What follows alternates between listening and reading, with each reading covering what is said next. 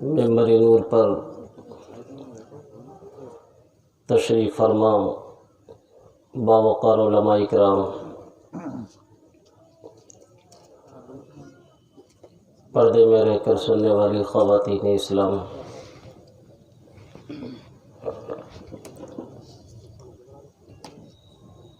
اولاد علی،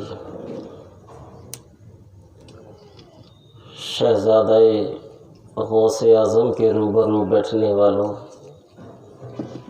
بزرگوں، ساتھیوں، عزیز بچوں، السلام علیکم ورحمۃ اللہ وبرکاتہ۔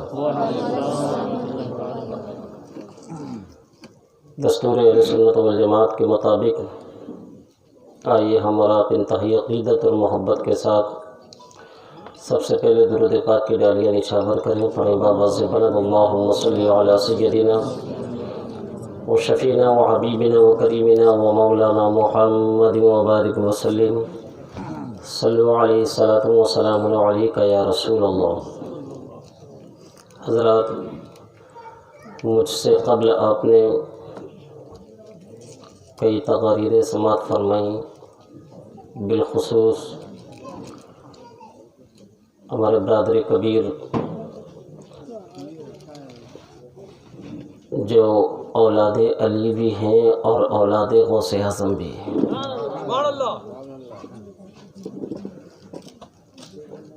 ان کا مرتبہ اور ان کا مقام بہت بلند اور بالا ہے، بہت بلند ہے۔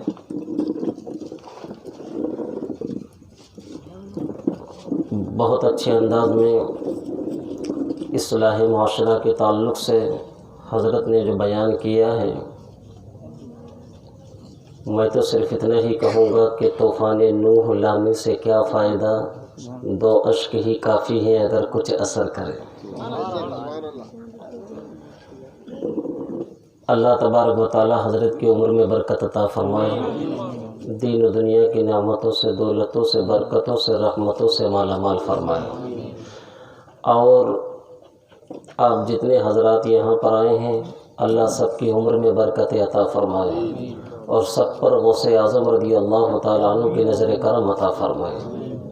ایک مرتبہ درود پاک پڑھیں، اللہم صلی علی سیدنا و شفینا و حبیبنا و کریمنا و مولانا محمد و بارک وسلم، صلو علیہ الصلاۃ والسلام علیک یا رسول اللہ۔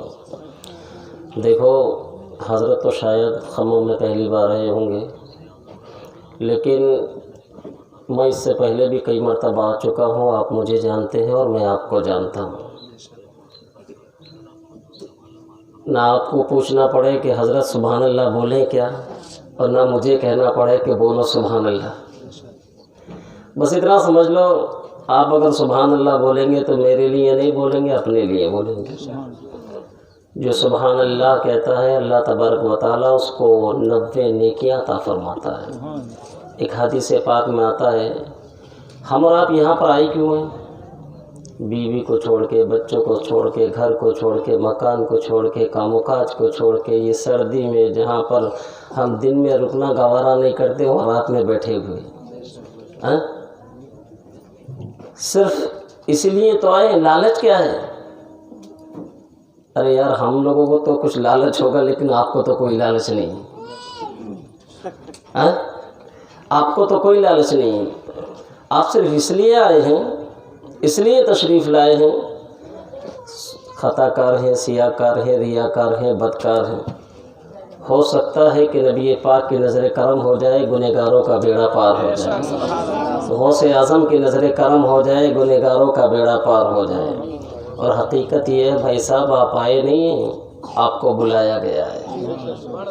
غوث اعظم فرماتے ہیں، عبد القادر جب تک نہ چاہے کہ یہ میری زبان سے میرا نام لے، اپنی زبان سے میرا نام لے، تو غوث اعظم فرماتے جب تک میں نہیں چاہتا ہوں کہ کوئی میرا نام اپنی زبان سے لے، تو جب تک اس کی زبان پہ میرا نام بھی نہیں آتا۔ غوث اعظم چاہتے ہیں تو غوث اعظم کا غلام ان کا نام لیتا ہے، اور غوث اعظم فرماتے ہیں میری محفل میں، میری مجلس میں میری اجازت کے بغیر کوئی نہیں آتا۔ جب تک عبد القادر نہ چاہے کہ اپنے بستر کو چھوڑ کے میری محفل میں آئے تو وہ جب تک آتا نہیں ہے۔ خمم میں بہت سارے لوگ ہیں لیکن غوث اعظم نے آپ کو چنا ہے، آپ کو چن لیا ہے اور آپ غوث اعظم کی محبت میں یہاں پر آئے ہیں۔ بس اتنا خیال رکھیں، غوث اعظم کی محبت میں آئے ہیں، اللہ تبارک و تعالیٰ اس محبت کو ہمیشہ برقرار رکھے اور اسی محبت پہ اللہ تعالیٰ ہمارا اور آپ کا خاتمہ عطا فرمائے۔ ایک مرتبہ اور درود پاک پڑھیے، اللہم صلی علی سیدنا و شفینا و حبیبنا و کریمنا و مولانا محمد و بارک وسلم، صلو علیہ صلاۃ و سلام علیک یا رسول اللہ۔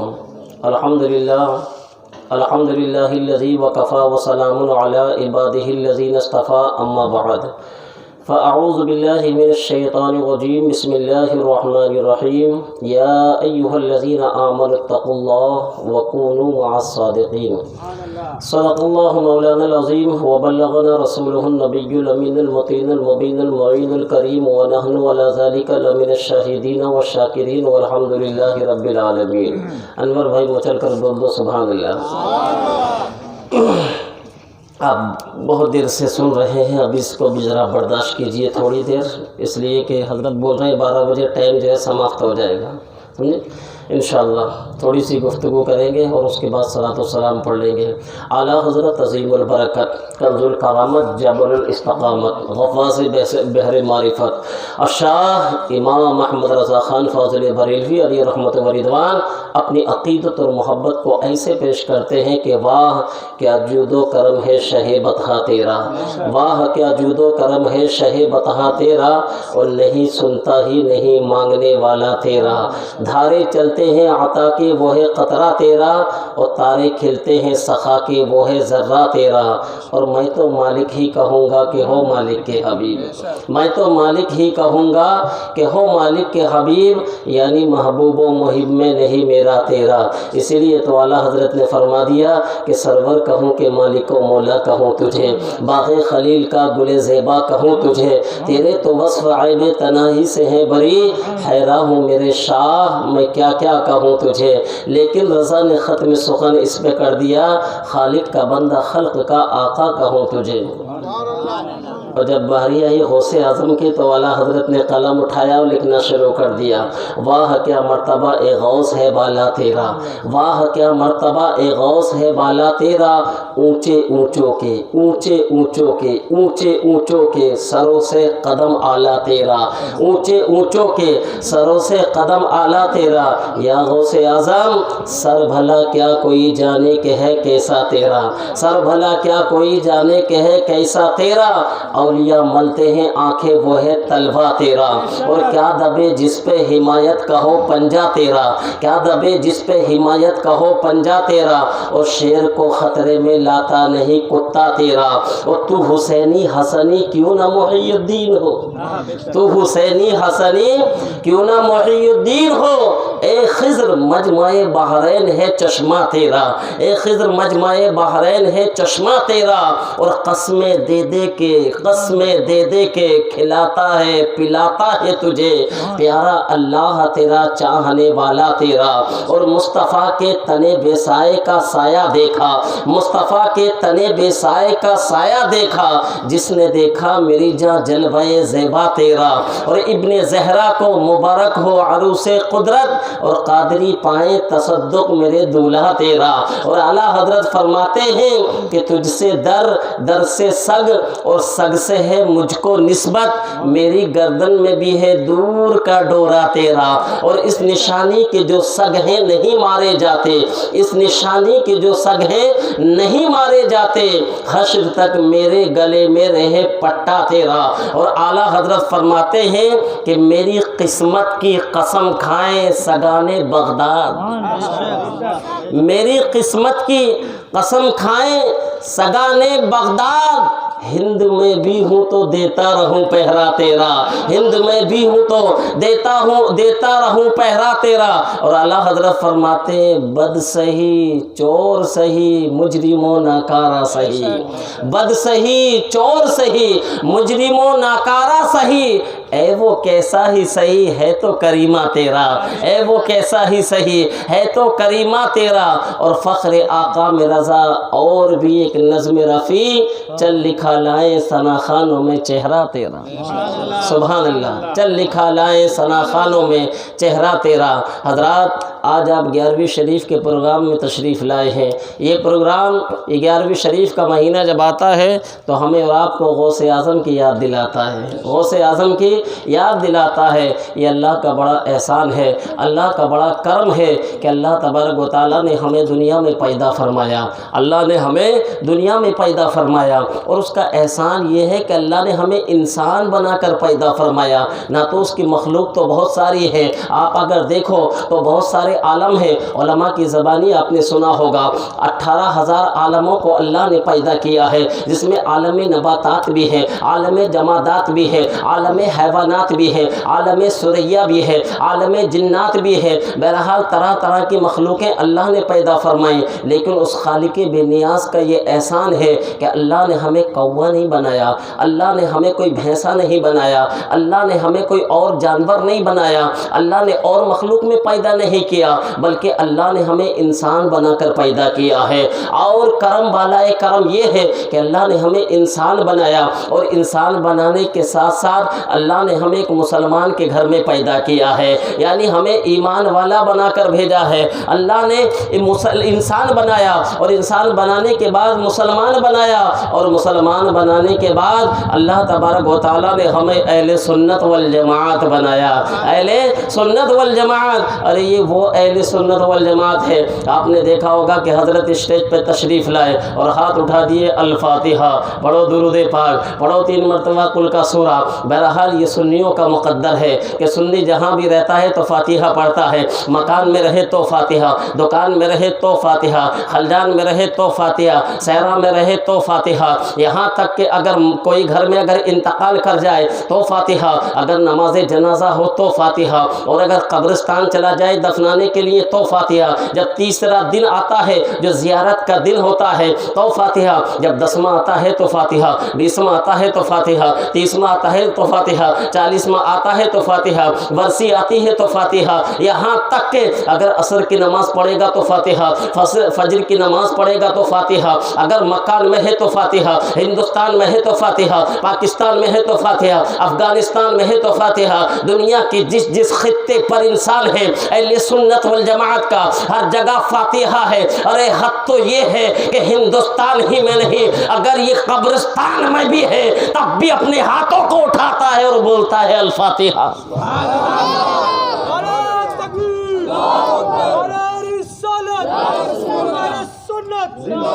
لیکن میرے مسلمان بھائیوں، جھگڑا فاتحہ پر کچھ بھی نہیں ہے۔ یہ کہتے ہیں کہ یہ فاتحہ والے یہ نان فاتحہ والے ہیں، یہ فاتحہ والے یہ نان فاتحہ والے ہیں۔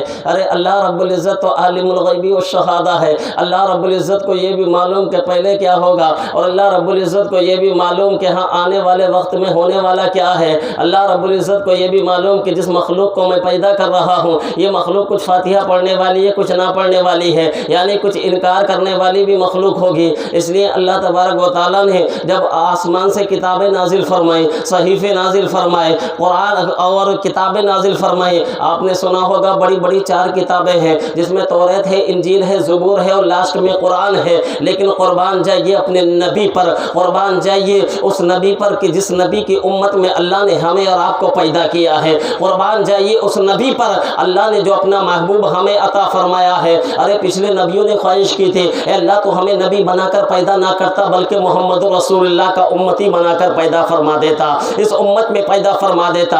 وہ نبی جب پیدا ہوا تو اللہ نے اس نبی پر بھی ایک کتاب نازل فرمائی۔ آپ تاریخ کا مطالعہ کریں تو آپ کو پتا چلے گا، اگر توریت کو اٹھا کر دیکھو تو پتا چلے گا کہ توریت کا حافظ وہی ہے کہ جس پہ توریت نازل ہوئی۔ انجیل کو اٹھا کر دیکھو تو پتا چلے گا انجیل کا حافظ وہی ہے کہ جس پہ انجیل نازل ہوئی، اور اسی طریقے سے زبور کو اٹھا کر دیکھو تو آپ کو پتا چلے گا کہ زبور کا حافظ وہی ہے کہ جس کے اوپر زبور نازل ہوئی، یعنی جس نبی پر جو کتاب نازل ہوئی وہی نبی اس کتاب کا حافظ بن کر چمکا ہے۔ پوری یہودیت کو اٹھا کر دیکھ لو، آپ پوری یہودیت کے اندر کسی حافظ کو نہیں دیکھیں گے۔ پوری عیسائیت اٹھا کر دیکھ لو، پوری عیسائیت کے اندر کسی حافظ کو نہیں پائیں گے۔ اور جب ان نبیوں پر یہ کتابیں نازل ہوئی تو کما حقہ، جیسے کتاب نازل ہوئی ان نبیوں نے اپنی امت کو وہ کتاب ویسے ہی نہیں دی بلکہ ان کتابوں کا ترجمہ کر کے اپنی امت کو عطا فرمایا،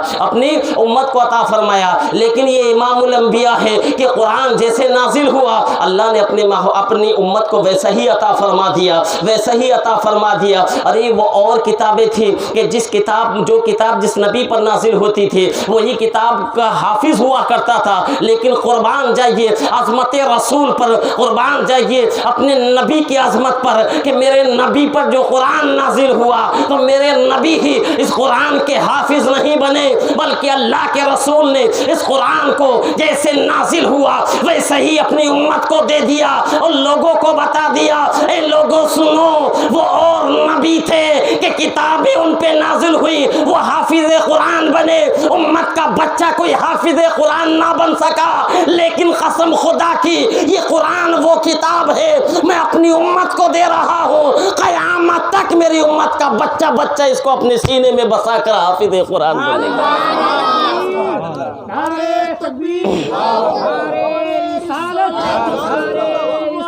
یا رسول اللہ زندہ باد۔ بہرحال جب بات آئی تو میں نے آپ کو بتا دیا۔ دیکھیے اللہ تبارک و تعالیٰ نے ہمیں اور آپ کو مسلمان بنایا، اپنے محبوب کی امت میں پیدا فرما دیا۔ ارے اللہ نے اگر رسول عطا فرمایا تو رسول اعظم، امام عطا فرمایا تو امام اعظم، یہاں تک کہ ولی عطا فرمایا تو غوث اعظم، مجدد عطا فرمایا تو مجدد اعظم، اور پیر عطا فرمایا تو تاج الشریعہ کے جیسا پیر اعظم۔ بہرحال میرے مسلمان بھائیوں، میں نے خطبہ مسنونہ کے بعد جو قرآن کی آیت کی تلاوت کی، اللہ تبارک و تعالیٰ قرآن مجید میں ارشاد فرماتا ہے، یا ایھا الذین آمنوا اتقوا اللہ، اے ایمان والو اللہ سے ڈرو، اے ایمان والو اللہ سے ڈرو۔ حضرات یہ جملہ اتنا پاورفل ہے، اتنا فصاحت اور بلاغت سے پر ہے کہ اگر انسان اسی جملے پہ عمل کر لے تو قسم خدا کی اللہ کا ولی بن جائے گا، اللہ کا نیک بندہ بن جائے گا۔ اللہ نے فرمایا اے ایمان والو اللہ سے ڈرو، اتقوا اللہ، اے ایمان والو اللہ سے ڈرو۔ یہ حکم کس کو دیا گیا؟ بے ایمانوں کو حکم نہیں دیا گیا بلکہ ایمان والوں کو حکم دیا گیا ہے۔ آپ بھی اللہ سے ڈرتے ہیں، ہم بھی اللہ سے ڈرتے ہیں۔ بتاؤ اللہ سے کون انسان ایسا ہے جو اللہ سے نہیں ڈرتا؟ جو اللہ سے ڈرتا ہے وہ ہاتھ اٹھاؤ کہ ہاں ہم اللہ سے ڈرتے ہیں، ہاں ہم اللہ سے ڈرتے ہیں۔ الحمدللہ یہ سبھی اللہ سے ڈرتے ہیں، لیکن سنو اللہ سے ڈرنے کی اب علامتیں کیا ہیں؟ جو انسان اللہ سے ڈرے گا وہ کبھی نماز نہیں چھوڑے گا، جو انسان اللہ سے ڈرے گا وہ کبھی روزہ نہیں چھوڑے گا، جو انسان اللہ سے ڈرے گا وہ کبھی شراب نہیں پیے گا، جو انسان اللہ سے ڈرے گا وہ کبھی زنا نہیں کرے گا، جو انسان اللہ سے ڈرے گا وہ کبھی جھوٹ نہیں بولے گا، جو انسان اللہ سے ڈرے گا وہ کبھی چغل خوری نہیں کرے گا، جو انسان اللہ سے ڈرے گا وہ کبھی سود نہیں کھائے گا یعنی بیاج نہیں کھائے گا، جو انسان اللہ سے ڈرے گا وہ کبھی اپنے ماں باپ کو نہیں ستائے گا، جو انسان اللہ سے ڈرے گا اللہ کا خوف جس انسان کے دل میں ہوگا تو اس کے دل میں محمد مصطفیٰ کا عشق بھی ہوگا، نبی کی عظمت بھی ہوگی، نبی کی رسالت بھی ہوگی، نبی کا پیار بھی ہوگا۔ اور جب ایک انسان کے اندر اللہ کا خوف پیدا ہو جائے اور نبی کی محبت پیدا ہو جائے تو اللہ اس کو ولایت کے درجے عطا فرما دیتا ہے، ولایت کے درجے عطا فرما دیتا ہے۔ حضرات میں جانتا ہوں آج کا یہ جلسہ یہ غوث اعظم کے تعلق سے ہے، غوث اعظم کے تعلق ہی سے میں آپ کو بتاؤں گا۔ بہرحال میں آپ کو صرف اتنا بتانا چاہ رہا ہوں، ان جلسوں سے ہمیں فائدہ اٹھانا چاہیے۔ آج ہم نمازوں سے بہت دور ہیں، آج سنیوں کو بدنام کیا جاتا ہے۔ یہ سنی دیکھو جب 11ویں کا مہینہ آتا ہے تو جھنڈا ہاتھ میں اٹھا لیتا ہے اور ناچنا شروع کر دیتا ہے، الفاتحہ کی رٹیں لگانا شروع کر دیتا ہے۔ بہرحال یہ نمازوں سے بہت دور ہیں۔ میرے مسلمان بھائیوں، اللہ نے نماز تمہارے اوپر فرض کی ہے۔ آپ ہسٹری اٹھا کر دیکھیں کہ اللہ کے رسول نے کبھی نماز کو چھوڑا ہے، کبھی صدیق اکبر نے نماز کو چھوڑا، کبھی عمر فاروق اعظم نے نماز کو چھوڑا، کبھی عثمان غنی نے نماز کو چھوڑا، کبھی مولا علی نے نماز کو چھوڑا۔ جس غوث اعظم کی آپ 11ویں کرنے کے لیے آئے ہیں کہ غوث اعظم ہمیں بچا لیں گے، ہاں میں بھی دعوے کے ساتھ کہتا ہوں یقین کے ساتھ کہتا ہوں کہ غوث اعظم اپنے مرید کو بچا لیں گے، اپنے چاہنے والے کو بچا لیں گے۔ لیکن کبھی غوث اعظم کی زندگی کو پڑھ کے دیکھا ہے کہ غوث اعظم نے کبھی نماز چھوڑی تھی؟ اور یہ قربان جائیے اس غوث اعظم پر، تاریخ کا مطالعہ کرو تو پتہ چلے گا یہ غوث اعظم وہ غوث اعظم ہے کہ جس نے عشاء کے وضو سے فجر کی نماز 40 سال تک ادا کی ہے۔ کتنے؟ 40 سال تک، 1 سال نہیں، 2 سال نہیں، بلکہ عشاء کے وضو سے 40 سال تک نماز ادا کی ہے۔ آپ حیرت میں پڑ جائیں گے، میاں انسان وضو کرتا ہے، وضو کرنے کے بعد بہت ساری چیزیں ایسی ہیں کہ جو وضو کو توڑ دیتی ہیں۔ مثال کے طور پہ اگر انسان 1 نمبر کے لیے جائے تو وضو ٹوٹ جاتا ہے، 2 نمبر کے لیے جائے تو وضو ٹوٹ جاتا ہے۔ انسان اگر رات کے وقت میں اسی طریقے سے ٹیک لگا کے اگر سو جائے، یہاں تک کہ اگر آنکھیں بند ہوئی خالی جھٹکا لگا، تب بھی انسان کا وضو ٹوٹ جائے گا، تب بھی انسان کا وضو ٹوٹ جائے گا۔ یہاں تک کہ اگر قیام کی حالت میں کھڑا ہوا سو گیا تو وضو نہیں ٹوٹے گا، رکوع کی حالت میں اگر سو گیا تو وضو نہیں ٹوٹے گا، سجدے کی حالت میں اگر سو گیا تو وضو نہیں ٹوٹے گا، اگر قاعدے کی حالت میں سو گیا تو بھی وضو نہیں ٹوٹے گا۔ لیکن اگر سرین تھوڑی ادھر سے ادھر ہو گئی، بیلنس اگر بگڑ گیا تو علماء کے قدموں کو چومو، علماء سے پوچھو کہ وضو ٹوٹے گا یا نہیں، تو وضو ٹوٹ جائے گا۔ تو غوث اعظم رضی اللہ تعالیٰ عنہ نے عشاء کے وضو سے فجر کی نماز 1 سال 2 سال نہیں بلکہ 40 سال تک ادا کی تھی، تب اللہ تبارک و تعالیٰ نے ایسے مرتبے عطا فرمائے۔ بہرحال یہ غوث اعظم تو وہ غوث اعظم ہے جب پیدا نہیں ہوا تب بھی ولی، اور پیدا ہونے کے بعد بھی ولی ہے۔ لیکن غوث اعظم کی زندگی کو آپ پڑھیں گے تو آپ کو پتہ چلے گا یہ غوث اعظم وہ غوث اعظم ہے کہ جنہوں نے بغداد کی دھرتی کو چھوڑ دیا، اور چھوڑنے کے بعد جنگلوں میں چلے گئے، 1 سال 2 سال نہیں بلکہ 40 سال جنگلوں میں رہے تھے۔ اور غوث اعظم کا عمل کیا تھا؟ پورا دن روزہ رہتے تھے، رات میں سحری کس چیز سے ہوتی تھی؟ 1 انگور کا دانہ کھایا کرتے تھے، اور صبح میں آدھا گلاس پانی پیا کرتے تھے، یہاں تک کہ پیٹ سے لگ جایا کرتا تھا، کھانا نہیں کھاتے تھے، یہاں تک کہ رب فرماتا تھا اے عبد القادر تجھے میری قسم، اے عبد القادر تجھے میری قسم، اے میرے لاڈلے تجھے میری قسم، ارے کچھ کھا لے۔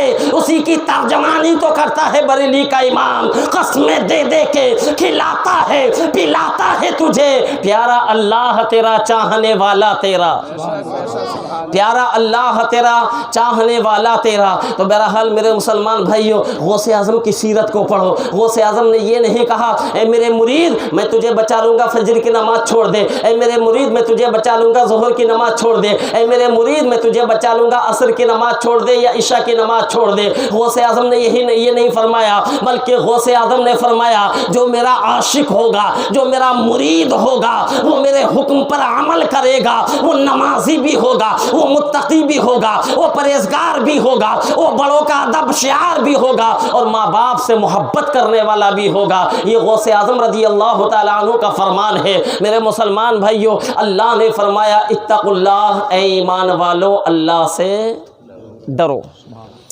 بات آئی تھی کہ یہ سنی حضرات ہر جگہ دیکھو تو ہاتھ اٹھا دیتے ہیں اور کہہ دیتے ہیں الفاتحہ۔ تو آج مسئلہ یا لڑائی یا جھگڑا فاتحہ کے اوپر نہیں ہے، اس لیے کہ اللہ کو معلوم تھا کہ ایک زمانے میں کچھ لوگ ایسے آئیں گے جو فاتحہ کا انکار کریں گے۔ اللہ نے جب اپنے محبوب پر قرآن نازل فرمایا تو سب سے پہلی جو سورہ ہے سورہ فاتحہ، قرآن میں سب سے پہلا کون سا سورہ ہے؟ سورہ فاتحہ۔ اللہ نے قرآن میں سورہ فاتحہ کو نازل فرما دیا، اور اس کو بعد میں نہیں بلکہ شروع میں اللہ تبارک و تعالیٰ نے پہلے پارے کے اندر ہی سورہ فاتحہ کو رکھا۔ رب چاہتا تو قل کا سورہ بھی پہلے رکھ سکتا تھا، لیکن سورہ فاتحہ ہی کیوں؟ سورہ فاتحہ ہی کیوں؟ آخر معاملہ کیا ہے؟ وجہ کیا ہے؟ سب سے پہلے سورہ فاتحہ قرآن کے اندر کیوں ہے؟ سب سے پہلے سورہ فاتحہ قرآن کے اندر کیوں ہے؟ اس لیے کہ رب جانتا ہے کہ فاتحہ کوئی مسرور ہو کے پڑھے گا تو کوئی مجبور ہو کے پڑھے گا، اور سورہ فاتحہ کو میاں قرآن میں ایسا نازل کر دیا اور ایسا لازم کر دیا، اے میرے بندو جب تک تم سورہ فاتحہ نہیں پڑھو گے تمہاری نماز نہیں ہوگی۔ جب تک سورہ فاتحہ نہ پڑھو نماز نہیں۔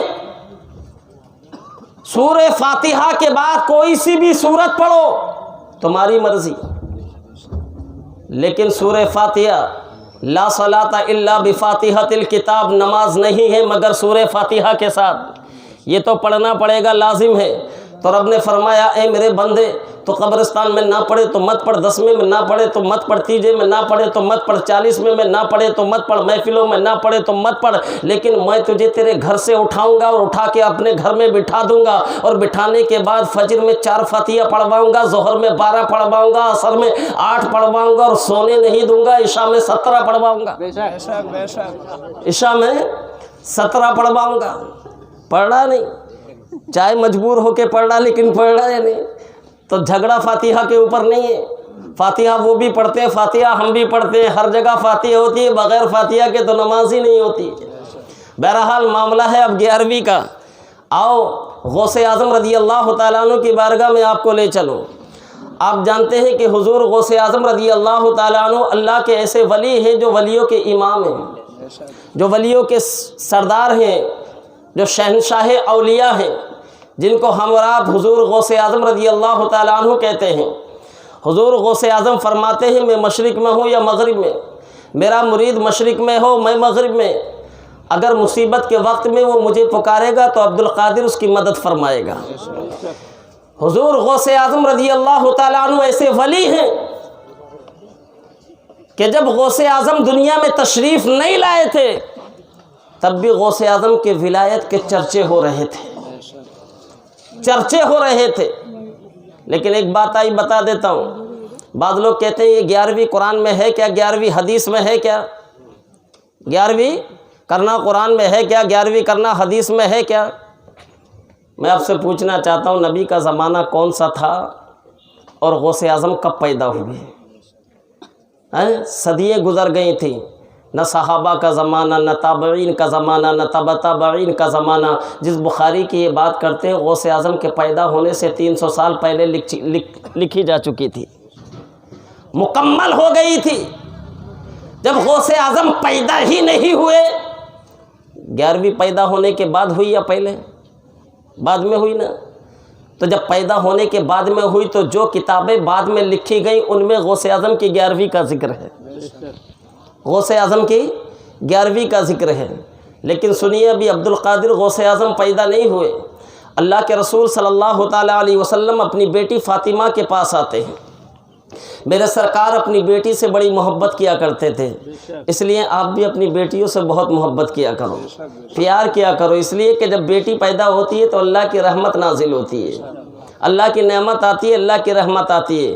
یہ مت سمجھو کہ بیٹا آتا تو اچھا ہوتا، بیٹی آئی تو چہرے کی جھریاں سکڑ جاتی ہیں، سلوٹیں پڑ جاتی ہیں، ایسا نہیں ہونا چاہیے۔ اللہ کے رسول صلی اللہ علیہ وسلم اپنی بیٹی فاطمہ سے بڑی محبت کیا کرتے تھے، یہاں تک کہ اگر تجارت کے لیے بھی جاتے تھے تو جانے سے پہلے فاطمہ سے ملتے تھے اور آنے کے بعد بھی فاطمہ کے پاس آتے تھے، آنے کے بعد بھی فاطمہ کے پاس آتے تھے۔ ایک مرتبہ اللہ کے رسول حضرت فاطمہ کے پاس آئے، دیکھا کہ گرمی کا موسم ہے اور فاطمہ تو زہرا روٹیاں ڈال رہی ہیں، یعنی روٹیاں پکا رہی ہیں، تو اللہ کے رسول صلی اللہ علیہ وسلم نے فرمایا اے بیٹی فاطمہ ذرا آٹے کا ٹکڑا، آٹے کا ایک گلہ ہمیں بھی دے دے۔ اما فاطمہ نے آٹا گوندا اور گوندنے کے بعد اس کا گلہ بنایا اور امام الانبیاء کے ہاتھ میں دے دیا۔ اللہ کے رسول نے اپنے ہاتھوں سے اس کو بڑھایا، اس کو بڑھانا شروع کر دیا، یعنی روٹی پکانا شروع کر دیا، آٹے کو بڑھانا شروع کر دیا۔ جب آٹا بڑھ گیا، روٹی کے قریب ہو گیا تو اللہ کے رسول صلی اللہ علیہ وسلم نے تندور کے اندر اس روٹی کو ڈال دیا جس طریقے سے فاطمہ الزہرا ڈال رہی ہیں۔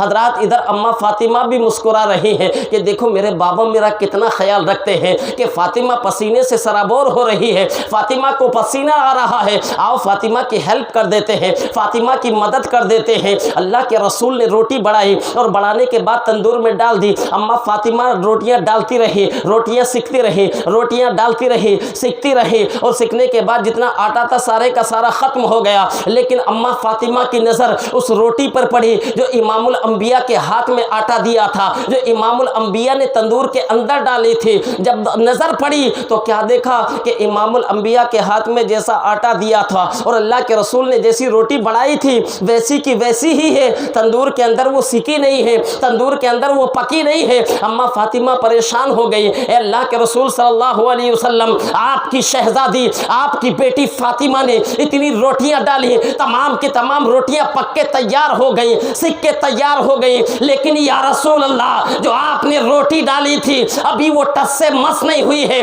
آٹا ٹس سے مس نہیں ہوا ہے. اللہ کے رسول آگ اس پہ اپنا اثر کیوں نہیں کر رہی؟ امام الانبیاء نے فرمایا اے بیٹی فاطمہ, ارے یہ تو دنیا کی آگ ہے, اگر جہنم کی آگ بھی اس کو جلانا چاہے تو جلا نہیں سکتی, اس لیے کہ اس پہ ہاتھ امام الانبیاء کا لگ گیا ہے, امام الانبیاء کا لگ گیا ہے, وہی امام الانبیاء ہے. آپ جانتے ہیں حضرت فاطمہ کے دو بیٹے ہیں جو زیادہ مشہور ہیں, جن کا نام حضرت حسن ہے اور حضرت امام حسین ہے. امام حسین کو کون نہیں جانتا, امام حسن کو کون نہیں جانتا. غوث اعظم کو حسنی بھی کہا جاتا ہے, غوث اعظم کو حسینی بھی کہا جاتا ہے, اس لیے کہ باپ کی طرف سے اور ماں کی طرف سے حسنی اور حسینی ہے. بہرحال اللہ کے رسول صلی اللہ علیہ وسلم امام حسین سے بڑی محبت کیا کرتے تھے, اور اتنی محبت کیا کرتے تھے کہ جب میرے سرکار فاطمہ کے گھر جاتے تھے تو حسین کو اٹھا لیا کرتے تھے, اپنے نواسے کو اٹھا لیا کرتے تھے,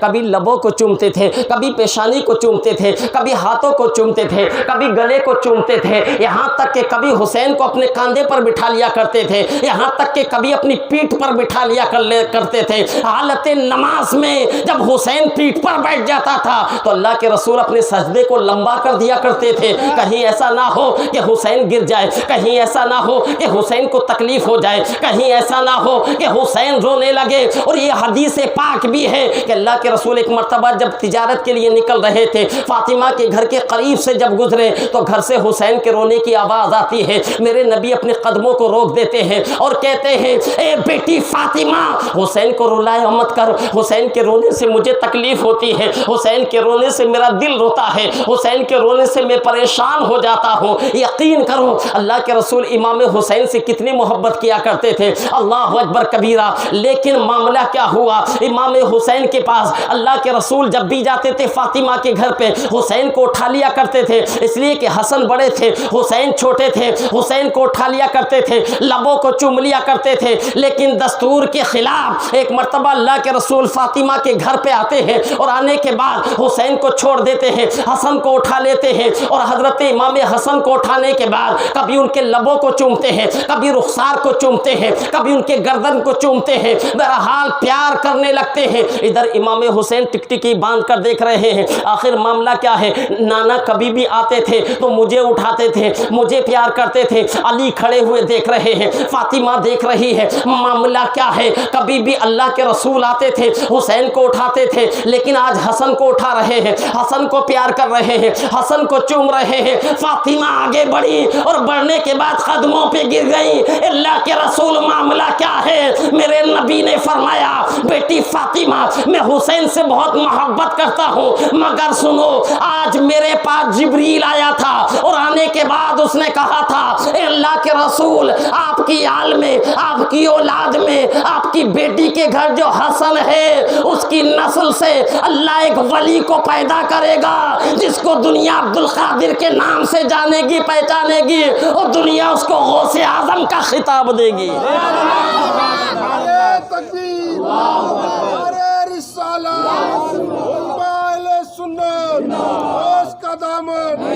یہ بشارتیں کس نے دی تھی؟ یہ اللہ کے رسول صلی اللہ علیہ وسلم بشارت دے رہے ہیں. اے حسن تمہاری نسل سے ایک بچہ پیدا ہوگا جس کو جو جیلان کے اندر پیدا ہوگا اس کا نام عبد القادر ہوگا, لیکن دنیا غوث اعظم کے نام سے جانے گی اور پہچانے گی, اور اس کی ولایت کا عالم کیا ہوگا. اللہ کے رسول فرماتے ہیں جبریل آئے اور آنے کے بعد انہوں نے کہا اے اللہ کے رسول جیسے آپ رسولوں میں, آپ نبیوں میں امام الانبیاء ہیں, رسولوں میں امام الانبیاء ہیں, نبیوں میں اللہ نے سب سے اعلیٰ آپ کو بنایا ہے, اسی طریقے سے یہ جتنے بھی اولیاء ہوں گے ان اولیاء کا امام اللہ غوث اعظم کو بنائے گا, اولیاء کا سردار اللہ غوث اعظم کو بنائے گا. اللہ اکبر کبیرہ. اللہ کے رسول صلی اللہ تعالی علیہ وسلم بشارت دے رہے ہیں ابھی غوث اعظم پیدا نہیں ہوئے ہیں, ابھی عبد القادر پیدا نہیں ہوئے ہیں. آؤ آگے کا زمانہ دیکھو, اسی طریقے سے دور بدلتا گیا, دور بدلتا گیا, دور بدلتا گیا, اتنا بدلا کہ بغداد کی دھرتی پر ایک اللہ کا اور ولی ہے جس کو دنیا جنید بغدادی رحمۃ اللہ تعالیٰ علیہ کے نام سے جانتی اور پہچانتی ہے۔ تاریخ کے اندر آتا ہے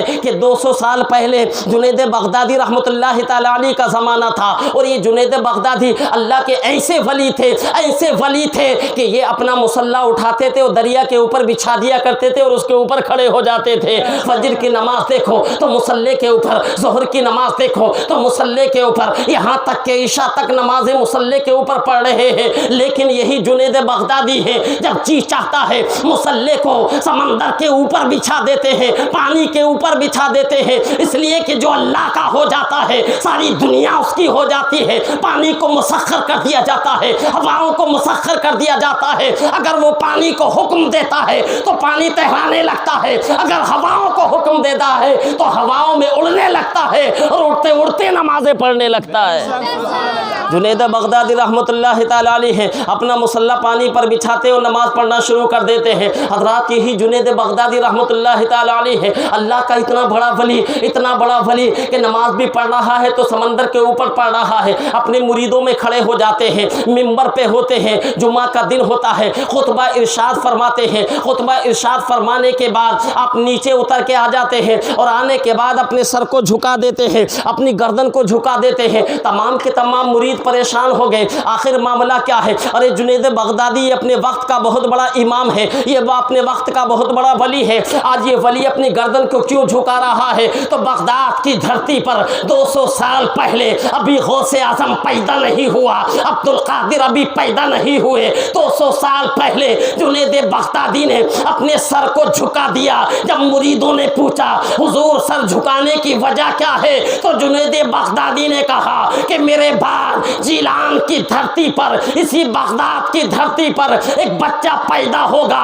جس کو دنیا عبد القادر کہے گی، غوث اعظم کہے گی، اور وہ اپنے مریدوں میں کھڑا ہوگا اور کہے گا قدمی حاضی علی رقبتی کل ولی اللہ، کہ میرا یہ قدم تمام اولیاء کی گردنوں پر ہے،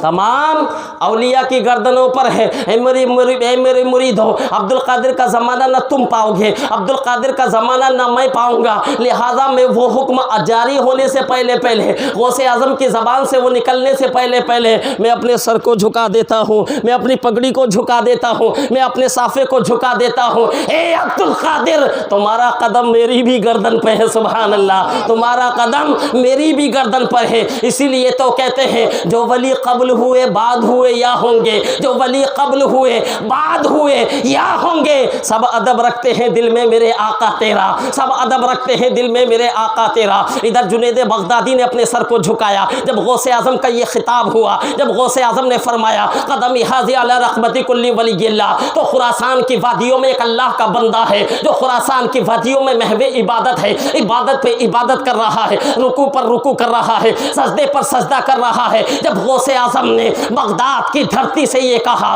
قدمی حاضی علی رقبتی کل ولی اللہ، تو اللہ کا نیک بندہ غوث اعظم کی آواز کو سنتا ہے اور سننے کے بعد کہتا ہے اے غوث اعظم، آپ کا قدم میری گردن پر ہی نہیں ہے بلکہ بل علی عینی و راسی، اے اللہ کے نیک بندے، اے غوث اعظم، آپ کا قدم میری آنکھوں پر بھی ہے اور میری گردن پر بھی ہے اور میرے سر پر بھی ہے، بل علی عینی و راسی، اے اللہ کے نیک بندے، آپ کا قدم میری گردن پر ہی نہیں بلکہ میری آنکھوں پر بھی ہے اور میرے سر پر بھی ہے۔ بہرحال زمانہ بڑھتا چلا گیا، زمانہ بڑھتا چلا گیا، اور ایک عاشق غوث اعظم اٹھا اور اس نے اپنے قلم کو اٹھا دیا اور اٹھانے کے بعد کہا یہ دل، یہ جگر ہے، یہ آنکھیں، یہ سر ہے، یہ دل، یہ جگر ہے، یہ آنکھیں، یہ سر ہے، جہاں چاہو رکھو قدم غوث اعظم، جہاں چاہو رکھو قدم غوث اعظم۔ اسی لیے تو فرماتے ہیں جو ولی قبل ہوئے بعد ہوئے یا ہوں گے، سب ادب رکھتے ہیں دل میں میرے آقا تیرا۔ ابھی غوث اعظم رضی اللہ تعالیٰ عنہ پیدا نہیں ہوئے،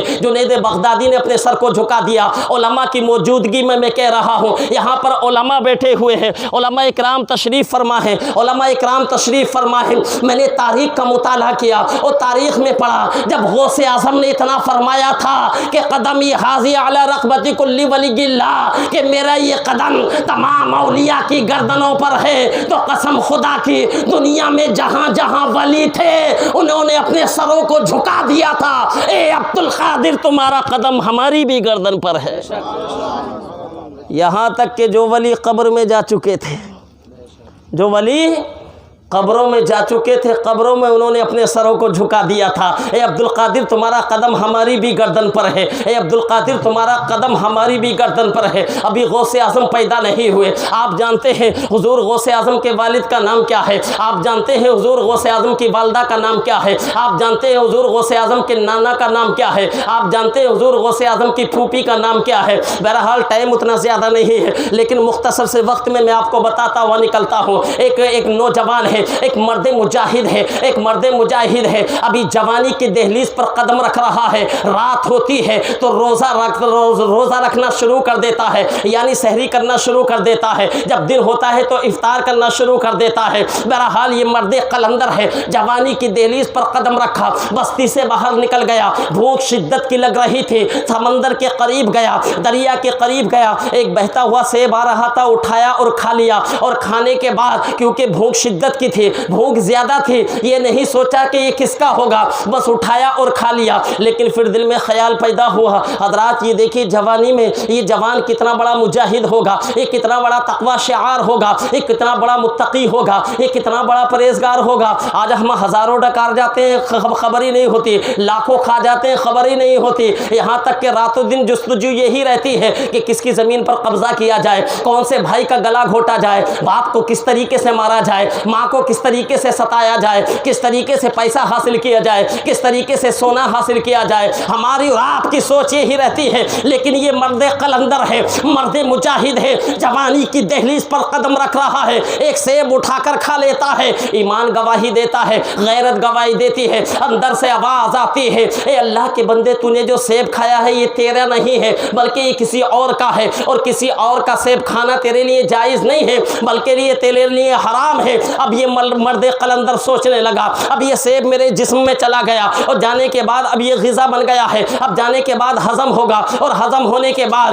جو اس کے اصلی پرزے ہوں گے وہ ایک طرف ہوگا، جو فضلہ ہوگا وہ ایک طرف ہوگا، اور بعد میں کیا ہوگا، اس کا خون بن جائے گا، اور جب وہ خون بنے گا تو میری رگوں میں دوڑ جائے گا۔ یہ مرد قلندر نے بھاگنا شروع کر دیا، کہیں ایسا نہ ہو یہ حرام مال میرے جسم میں جا کر خون بن جائے، بس بھاگنا شروع کر دیا، اس لیے کہ خون بنتے ہوئے ٹائم لگتا ہے، جلدی نہیں بنتا خون، جو ہم غذا کھاتے ہیں ایک دم وہ خون نہیں بنتی بلکہ خون بنتے بنتے ٹائم لگتا ہے۔ اب یہ مرد قلندر آگے جاتا ہے، دیکھتا ہے کہ ایک باغیچہ ہے اور باغیچے کے اندر سیب کے جھاڑ ہیں اور کچھ ٹہنیاں اس سمندر کی طرف لٹکی ہوئی ہیں۔ اب یہ مرد قلندر اس باغیچے کے اندر جاتا ہے، دیکھتا ہے ایک درویش ہے، یعنی ایک ضعیف انسان ہے جس کو ہمارا بوڑھا کہتے ہیں اپنی زبان میں، ایک بوڑھا انسان ہے جو بیٹھا ہے، محو عبادت ہے، عبادت پہ عبادت کر رہا ہے، عبادت پہ عبادت کر رہا ہے۔ اب یہ نوجوان اس کے سامنے جا کر کھڑا ہو گیا اور عرض کرنے لگا کہ حضور میں نے آپ کے باغ کا ایک سیب کھا لیا، بھوک کی شدت تھی، عالم یہ تھا اس کی وجہ سے میں نے سیب کھا لیا۔ اب یہ مرد قلندر جب باغیچے کے اندر داخل ہوا اور اس بزرگ نے اپنی نظر کو اٹھا کر دیکھا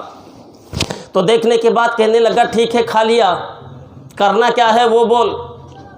اب مرد قلندر نے کہا کہ حضور آپ جو سزا دیں گے مجھے منظور ہے، آخرت کی سزا سے بہتر ہے دنیا کی سزا، آپ جو سزا دیں گے وہ سزا منظور ہے، میں چاہتا ہوں کہ آپ مجھے معاف کریں، جو بھی خدمت لینا چاہتے ہیں وہ خدمت لیں۔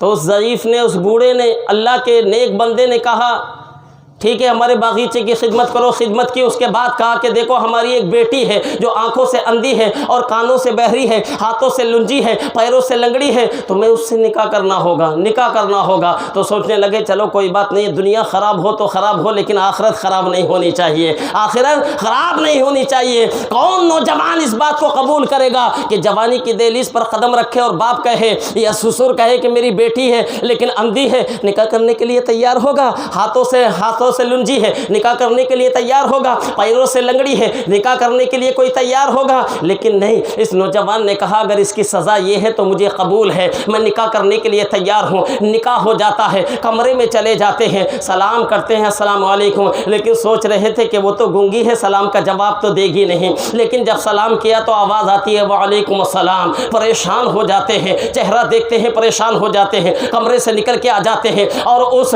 بزرگ کی بارگاہ میں آنے کے بعد کہتے ہیں حضور آپ نے میرا نکاح کس سے کیا ہے جی، کس کمرے میں مجھے بھیج دیا ہے؟ میں جس کمرے کے اندر گیا اس کمرے کے اندر کوئی گونگی نہیں ہے، کوئی بہری نہیں ہے، میں نے جب سلام کیا تو اس نے سلام سنا بھی اور اس نے سلام کا جواب دیا بھی۔ تو اس اللہ کے نیک بندے نے کہا تو جو جس کمرے میں گیا تھا کوئی غلط کمرے میں نہیں گیا، وہ صحیح کمرے میں گیا تھا، اور جس خاتون کے ساتھ تیرا نکاح ہوا ہے وہ خاتون وہی ہے جو تیرے سلام کا جواب دے رہی ہے۔ پوچھا وجہ کیا ہے؟ تو اس اللہ کے نیک بندے نے کہا کہ سنو وہ میری بیٹی ہے، سنو وہ میری بیٹی ہے، میں نے اس لیے تم سے کہا تھا کہ وہ آنکھوں سے اندھی ہے، اس لیے کہ آج تک کوئی حرام چیز اس نے اپنی آنکھوں سے نہیں دیکھی، کوئی حرام چیز کوئی حرام آواز اس نے اپنے کانوں سے نہیں سنی، کوئی حرام جملہ اس نے اپنی زبان سے نہیں بولا، کوئی حرام کام اس نے اپنے قدموں سے چل کے نہیں کیا، اس لیے ان تمام چیزوں سے وہ دور ہے۔ بہرحال ادھر دیکھو نوجوان کا عالم یہ ہے اور ادھر دیکھو اس کی بیوی کا عالم یہ ہے، وہ طہارت کی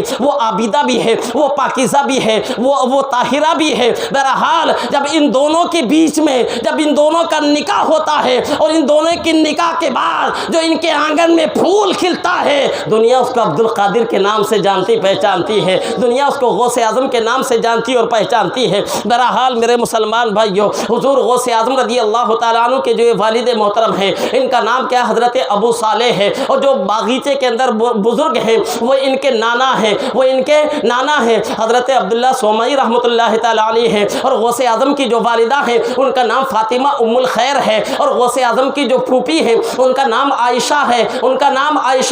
اب اگر غوث اعظم کی والدہ کی طرف آپ نظر اٹھا کر دیکھیں گے تو ادھر جب دیکھیں گے خاندان میں تو ولایت کے چرچے آتے ہوئے نظر آئیں گے، ہر طرف دیکھیں گے تو ولی نظر آئیں گے، ان کی نسلوں میں ولی ہے، نانا کی طرف دیکھو تو ولی ہے، بابا کی طرف دیکھو تو ولی ہے، دادا کی طرف دیکھو تو ولی ہے، والدہ کی طرف دیکھو تو ولی ہے، پھوپھی کی طرف دیکھو تو ولی ہے، یہاں تک کہ آؤ حضرت عائشہ کا ایک واقعہ میں آپ کو بتا رہا ہوں، جو غوث اعظم کی پھوپھی ہے، بغداد کے اندر قحط سالی ہو جاتی ہے، یعنی جیلان کے اندر قحط سالی ہو جاتی ہے، جانور مرنے لگتے ہیں، پانی نہیں برستا ہے، لوگ پریشان ہو جاتے ہیں، جب پریشان ہو جاتے ہیں تو کہتے ہیں چلو سادات کا گھرانہ ہے، سادات کے گھرانے میں چل رہے ہیں، ان سے دعا کرائیں گے، ہو سکتا ہے کہ پانی برسنا شروع ہو جائے۔ غوث اعظم کی پھوپھی ہے جن کا نام عائشہ ہے، یہ تمام کے تمام لوگ حضرت عائشہ کے پاس جاتے ہیں اور جانے کے بعد عرض کرتے ہیں اماں پانی نہیں برس رہا ہے، جانور مر رہے ہیں، بچے دیکھو پریشان ہو رہے ہیں، پانی نہ ہونے کی وجہ سے جانوروں کے تھنوں سے دودھ سوکھ گیا ہے، پانی نہ ہونے کی وجہ سے عورتوں کے پستانوں میں دودھ نہیں رہا ہے، مردوں کو پانی نہیں مل رہا، عورتوں کو پانی نہیں مل رہا۔ آپ رب سے دعا فرمائیں کہ اللہ پانی برسائے، آسمان سے بارش نازل فرما دے۔ اماں عائشہ ہیں، یہ گھر میں گئی اور جھاڑو اٹھائی، اور اٹھانے کے بعد صحن میں جھاڑو لگانا شروع کر دیا، جھاڑو لگائی اور لگانے کے بعد ہاتھ اٹھائے، رب کی بارگاہ میں دعا کی، مولا جھاڑو لگانا میرا کام تھا، اب چھڑکاؤ کرنا تیرا کام ہے، چھڑکاؤ کرنا تیرا کام ہے۔ یہ غوث اعظم کی کرامت نہیں بتا رہا ہوں بلکہ غوث اعظم کی پھوپھی کا عالم ہے۔ جب اتنا کہنا تھا آسمان سے پانی برسنا شروع ہو گیا، سبحان اللہ، آسمان سے پانی برسنا شروع ہو گیا۔ ابھی غوث اعظم رضی اللہ تعالیٰ عنہ پیدا نہیں ہوئے، آپ کے والد محترم فرماتے ہیں جس دن عبد القادر پیدا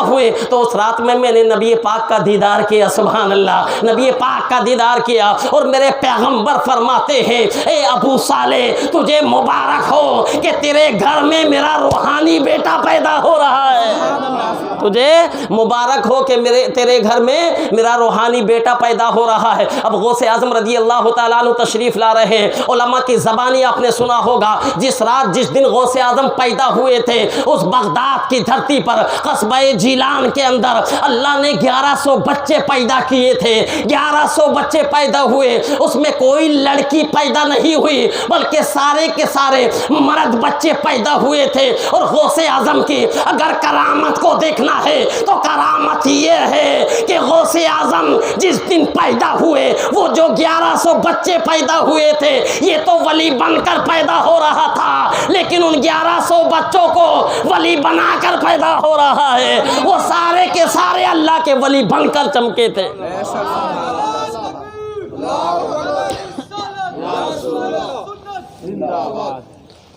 اگر وہ پیچھے کی آواز آگے آ جائے تو 4 چاند لگ جائیں گے۔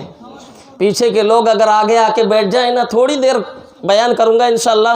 رات بھی دیکھو ہمارے مبین بھائی بیٹھے ہیں، عبد المبین بھائی ماشاءاللہ محبوب آباد سے آئے سننے کے لیے۔ رات بھی لگ بھگ 2.5 گھنٹے میں نے بیان کیا ہے، جلسہ تھا محبوب آباد کے اندر۔ بہرحال درود پاک پڑھی، اللہم صلی علی سیدنا و شفینا و حبیبنا و قریبنا مولانا محمد مبارک وسلم، صلو علیہ صلاۃ و سلام علیک یا رسول اللہ۔ دیکھو ٹائم ہو جائے تو جزاک اللہ بول دینا، ختم کر دوں گا۔ حضور غوث اعظم رضی اللہ تعالیٰ عنہ اب پیدا ہو رہے ہیں۔ حضرات دیکھیے ہمارے گھر میں بھی بچے پیدا ہوتے ہیں، آپ کے گھر میں بھی اللہ نے بچے دیے ہوں گے، پیدا ہوئے ہوں گے۔ ارے جب بچہ پیدا ہوا ہوگا تو کتنی خوشی ہوئی ہوگی۔ باپ بھی خوش ہوگا جب بیٹا پیدا ہوا ہوگا، ماں بھی خوش ہوگی جب بیٹا پیدا ہوا ہوگا، بھائی بھی خوش ہوگا جب بھائی پیدا ہوا ہوگا، بہن خوش ہوگی جب بھائی پیدا ہوا ہوگا۔ ہر انسان خوشیاں مناتا ہے۔ ادھر قصبہ جیلان کے اندر گاؤں کا نام نیف ہے، اس نیف گاؤں کے اندر یعنی نیف محلے کے اندر جب عبد القادر پیدا ہوتے ہیں تو دیکھو حضرت ابو صالح جنگی دوست رحمۃ اللہ تعالیٰ علیہ ہیں، وہ بھی مسکرا رہے ہیں۔ حضرت عبداللہ سومعی ہیں، وہ بھی مسکرا رہے ہیں۔ فاطمہ ام الخیر ہیں، وہ بھی مسکرا رہی ہیں۔ اماں عائشہ ہیں، وہ بھی مسکرا رہے ہیں۔ گھر والے سارے کے سارے مسکرا رہے ہیں، سارے خوشیاں منا رہے ہیں۔ لیکن اچانک میں ہوا کیا؟ باپ کے چہرے پہ خوشی ہے لیکن ماں کے چہرے پہ خوشی نہیں ہے۔ ماں کے چہرے کی جھریاں بگڑ چکی ہے، ماں کے چہرے کی رنگت بدل گئی ہے، ماں کا چہرہ تبدیل ہو گیا ہے۔ آخر لوگوں نے دیکھا اور دیکھنے کے بعد پوچھا، اے فاطمہ ام الخیر، کیا تیرے گھر میں بچہ پیدا ہوا ہے تجھے خوشی نہیں ہے؟ تیرے گھر میں بیٹا پیدا ہوا ہے تجھے خوشی نہیں ہے؟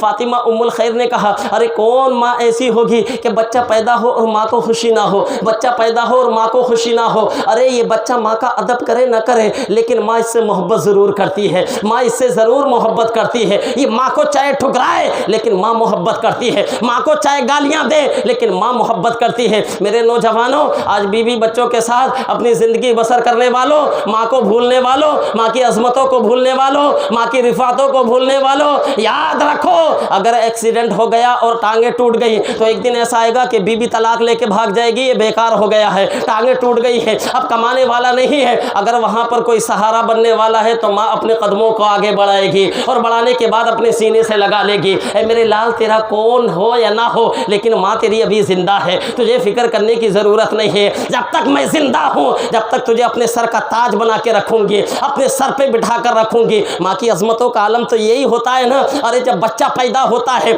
ماں کو کتنی تکلیف ہوتی ہے، کتنی پریشانیاں ہوتی ہیں۔ بہت سارے بچے ایسے ہوتے ہیں جو نارمل ڈیلیوری سے پیدا ہو جاتے ہیں، لیکن بہت سارے بچے ایسے ہوتے ہیں کہ ماں کا پیٹ چیرنا پڑتا ہے۔ ارے کبھی اپنی ماں کی خاطر تم نے انگلی کو کاٹا ہے؟ کبھی اپنی ماں کی خاطر اپنے پیٹ پر چھرا مارا ہے؟ کبھی اپنی ماں کی خاطر کبھی تم پریشان ہوئے ہو؟ ارے وہ ماں ہے کہ ڈاکٹر کہتا ہے کہ دیکھو نارمل ڈیلیوری نہیں ہوگی، آپریشن کرنا پڑے گا، تو ماں کہے گی کہ ڈاکٹر صاحب اگر پیٹ کاٹنا پڑے تو کاٹو، ہاتھ کاٹنا پڑے تو کاٹو، لیکن میرے بچے کو بچا لو، میرے بچے کو بچا لو۔ پیٹ چیر جائے گا برداشت کر لوں گی لیکن میرا بچہ اگر پیٹ میں ختم ہو گیا تو میں برداشت نہیں کروں گی۔ معاملہ تو کبھی یہ بھی ہو جاتا ہے کہ ڈاکٹر کہتا ہے یا تو بڑی جان کو بچا لیا جائے گا یا چھوٹی جان کو بچا لیا جائے گا، دونوں میں سے ایک بچے گی۔ اگر شوہر سے پوچھا جائے تو شوہر یہ کہے گا کہ بڑی جان کو بچا لو، اگر یہ زندہ ہے تو بچے تو پیدا ہوتے ہی رہیں گے، جب فیکٹری ہے تو سلیاں نکلتی ہی رہیں گی، بہرحال جب ماں ہے تو بچے پیدا ہوتے ہی رہیں گے۔ شوہر یہی کہے گا کہ میری بیوی کو بچا لیا جائے، بھائی یہ کہے گا میری بہن کو بچا لیا جائے، بہن یہ کہے گی میری بہن کو بچا لیا جائے۔ لیکن ایسے وقت میں بھی اگر اس ماں سے پوچھا جائے بتا تو زندہ رہنا چاہتی ہے یا اس بچے کو دنیا میں لانا چاہتی ہے، تو قسم خدا کی ہر ماں یہی کہتی ہے، اے ڈاکٹر میں گئی تو جانے دے لیکن میرے شکم میں جو بچہ ہے اس کو آنچ نہیں آنی چاہیے، اس بچے کو بچا لے، اس بچے کو دنیا میں لا، اس بچے کو نئی زندگی عطا فرما۔ حضرات اسی کو ماں کہتے ہیں، اس کو ماں کہتے ہیں۔ اللہ کے رسول کی بارگاہ میں ایک اعرابی آیا، آنے کے بعد عرض کرنے لگا یا رسول اللہ میں نے اپنی ماں کو 7 مرتبہ حج کرایا ہے، آج ہم سوچتے ہیں 1 مرتبہ ماں باپ کو حج کرا دو حق ادا ہو جائے گا۔ کہنے لگا 7 مرتبہ حج کرایا، ایسی حالت میں حج کرایا، جلدی جلدی بول رہا ہوں آپ سماعت کیجئے، ایسی حالت میں نے حج کرایا، اپنے کاندھوں پر بٹھا لیا اور بٹھانے کے بعد خانہ کعبہ کی میں نے چکر لگائے، 7 مرتبہ حج کرایا، کیا دودھ کا حق ادا ہو گیا؟ میرے نبی نے فرمایا ارے نادان، تو اس دودھ کی بات کرتا ہے جو 2 سال تیری ماں نے پلایا ہے، ارے جب تو پیدا ہوا تھا اور تیری ماں کی منہ سے جو آہ نکلی تھی، ابھی اس آہ کا حق تو نے ادا نہیں کیا، دودھ کا حق کیا ادا کرے گا؟ دودھ کا حق کیا ادا کرے گا؟ میرے مسلمان بھائیو، اس مجلس میں میں آپ کو یہ میسج دے رہا ہوں، اگر ماں باپ بوڑھے ہیں تو ان کی خدمت کرو، اگر ماں باپ بوڑھے ہیں تو ان کا ادب و احترام کرو، اگر ماں باپ بوڑھے ہیں تو پیسہ جمع کر مت رکھو، اپنے ماں باپ پر خرچ کر دو۔ ارے آج کا معاملہ یہ ہے، جب ماں باپ زندہ رہتے ہیں تو اولاد پوچھتی نہیں ہے، بیٹا آگے بڑھ کے پوچھتا نہیں ہے کہ ماں تو نے کچھ کھایا ہے یا نہیں کھایا ہے، ماں تو نے کچھ پیا ہے یا نہیں پیا ہے، لیکن جیسے ہی ماں کا انتقال ہو گیا، اگر اس کے پاس ہے تب بھی 10 میں لگا رہا ہے، نہیں ہے تو قرضے پہ لا رہا ہے، سود پہ لا رہا ہے، بیاج پہ لا رہا ہے، بکرے کاٹ رہا ہے، شرابیوں کو کھلا رہا ہے، دنیا والوں کو کھلا رہا ہے، مسلمانوں کو کھلا رہا ہے، غیروں کو کھلا رہا ہے۔ میں کہتا ہوں ارے نادان، ارے مرنے کے بعد اگر تو نے کھلایا تو کون سا نام پیدا کر لیا؟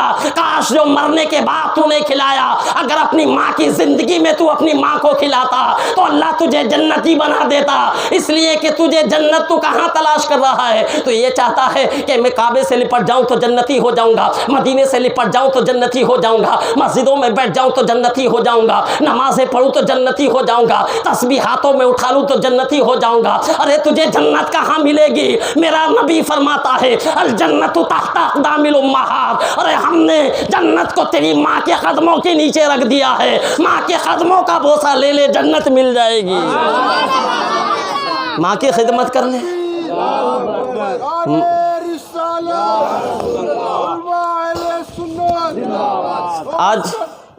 آج کتنی مائیں ایسی ہیں جو اپنی آنکھوں سے آنسو بہا رہی ہیں۔ کوئی ماں تو فریاد کرتی تھی اے اللہ مجھے بیٹا دے دے، بیٹا دے دے، آج 2 بیٹے دے دیے، 3 بیٹے دے دیے، 4 بیٹے دے دیے، 5 بیٹے دے دیے، لیکن آج وہی ماں کو، اس ماں کو ہم دیکھ رہے ہیں کہ مسجد کے دروازے پہ کھڑی ہوئی ہے، چوکٹ پہ کھڑی ہوئی ہے، مولوی صاحب میں بیمار ہوں، میرے بچے میرا ساتھ نہیں دے رہے ہیں، ذرا اعلان کر دو کہ یہ مجھے کچھ خیرات دے دیں، یہ مجھے کچھ دے دیں۔ اور ایک تھو ہے اس انسان کی زندگی پر کہ جس کی ماں اس کی جوانی میں جس کی ماں مسجدوں کے دروازے پہ جا رہی ہو، دوسروں سے بھیک مانگ رہی ہو۔ ارے 4-5 بچے ہیں، بچے بولتے ہیں 1 مہینہ تو ماں کو رکھ لے، 1 مہینہ تو باپ کو رکھ لے، 2 مہینہ تو پال لے، 1 مہینہ میں پال لیتا ہوں۔ ایک ماں کا پیٹ اتنا بھاری لگ رہا ہے، ایک باپ کا پیٹ تمہیں اتنا بھاری لگ رہا ہے۔ ارے تم 8-10 تھے، آج تو یہ تم فیملی کا مسئلہ تم نے کر لیا، 2 پیدا کر رہے ہو، لیکن پہلے کے زمانے میں 8-10 تھے، لیکن ہمارے ماں باپ نے اپنی محبتوں کو قربان کر دیا، اپنی جوانی کو قربان کر دیا، انہوں نے دونوں نے مل کر 8-10 کو پال دیا، لیکن یہ 8-10 مل کر ان 2 کو نہیں سنبھال سک رہے، یہ 8-10 مل کر ان 2 کو نہیں پال رہے ہیں، ان کا پیٹ اتنا بھاری لگ رہا ہے۔ غوث اعظم کی محفل میں آئے ہو، غوث اعظم فرماتے ہیں کہ جو اپنے ماں باپ کو تکلیف دیتا ہے وہ جنت کی بو تک نہیں پائے گا، وہ جنت کی بو تک نہیں پائے گا۔ اگر تمہیں جنت حاصل کرنا ہے تو اپنے ماں باپ کو راضی کر لو، ان کی خدمت کر لو۔ اگر تم جوان ہو اور وہ بوڑھی ہیں، اگر تم پریشانی کے عالم میں بھی ہو، آج تم پریشانی کے عالم میں ہو، بھٹک رہے ہو، مولوی صاحب بہت کماتا ہوں لیکن برکت نہیں ہوتی، بچہ دیکھو تو وہ بیمار ہے، بیوی دیکھو تو وہ بیمار ہے، روزانہ 1000 روپے کماتا ہوں لیکن گھر میں کچھ بھی دکھائی نہیں دیتا، مولوی صاحب ذرا دعا فرمائیے۔ پیر صاحب کی بارگاہ میں جائیں گے، 500 کا نوٹ نکالیں گے، پیر صاحب کے ہاتھ میں رکھ دیں گے، پیر صاحب ذرا دعا فرمائیے میں پریشان ہوں، پیر صاحب میں دعا فرمائیے میں پریشان ہوں۔ مسجد کے امام کے پاس جائیں گے، امام صاحب ذرا دعا فرمائیے میں پریشان ہوں، یہاں تک کہ جو سنی ہوگا وہ بارگاہوں پہ جاتا ہے اور جانے کے بعد اللہ کے ولی کی بارگاہ میں کھڑا ہو جاتا ہے، میری مدد فرمائیے، میں بے اولاد ہوں، مجھے اولاد عطا فرمائیے، میں پریشان ہوں، میری پریشانیوں کو دور کیجئے۔ لیکن آؤ اس سعید احمد رضوی کے عقیدے کو سنو، میرا عقیدہ یہ ہے، ارے کسی مولوی کے پاس نہ جاؤ، کسی مفتی کے پاس نہ جاؤ، کسی بارگاہ میں نہ جاؤ، اگر پریشان ہو تو ماں باپ کے پاس جاؤ، ان کے قدموں کو پکڑ لو اور کہو ماں میں پریشان ہوں دعا کر، ماں ہاتھ اٹھائے گی، ابھی نیچے نہیں آئیں گے، مدینے سے آواز آئے گی میرے امتی جا تو مالا مال ہو گیا، تیری دعا قبول ہو گئی۔ اس لیے کہ اللہ کے رسول یا رسول اللہ۔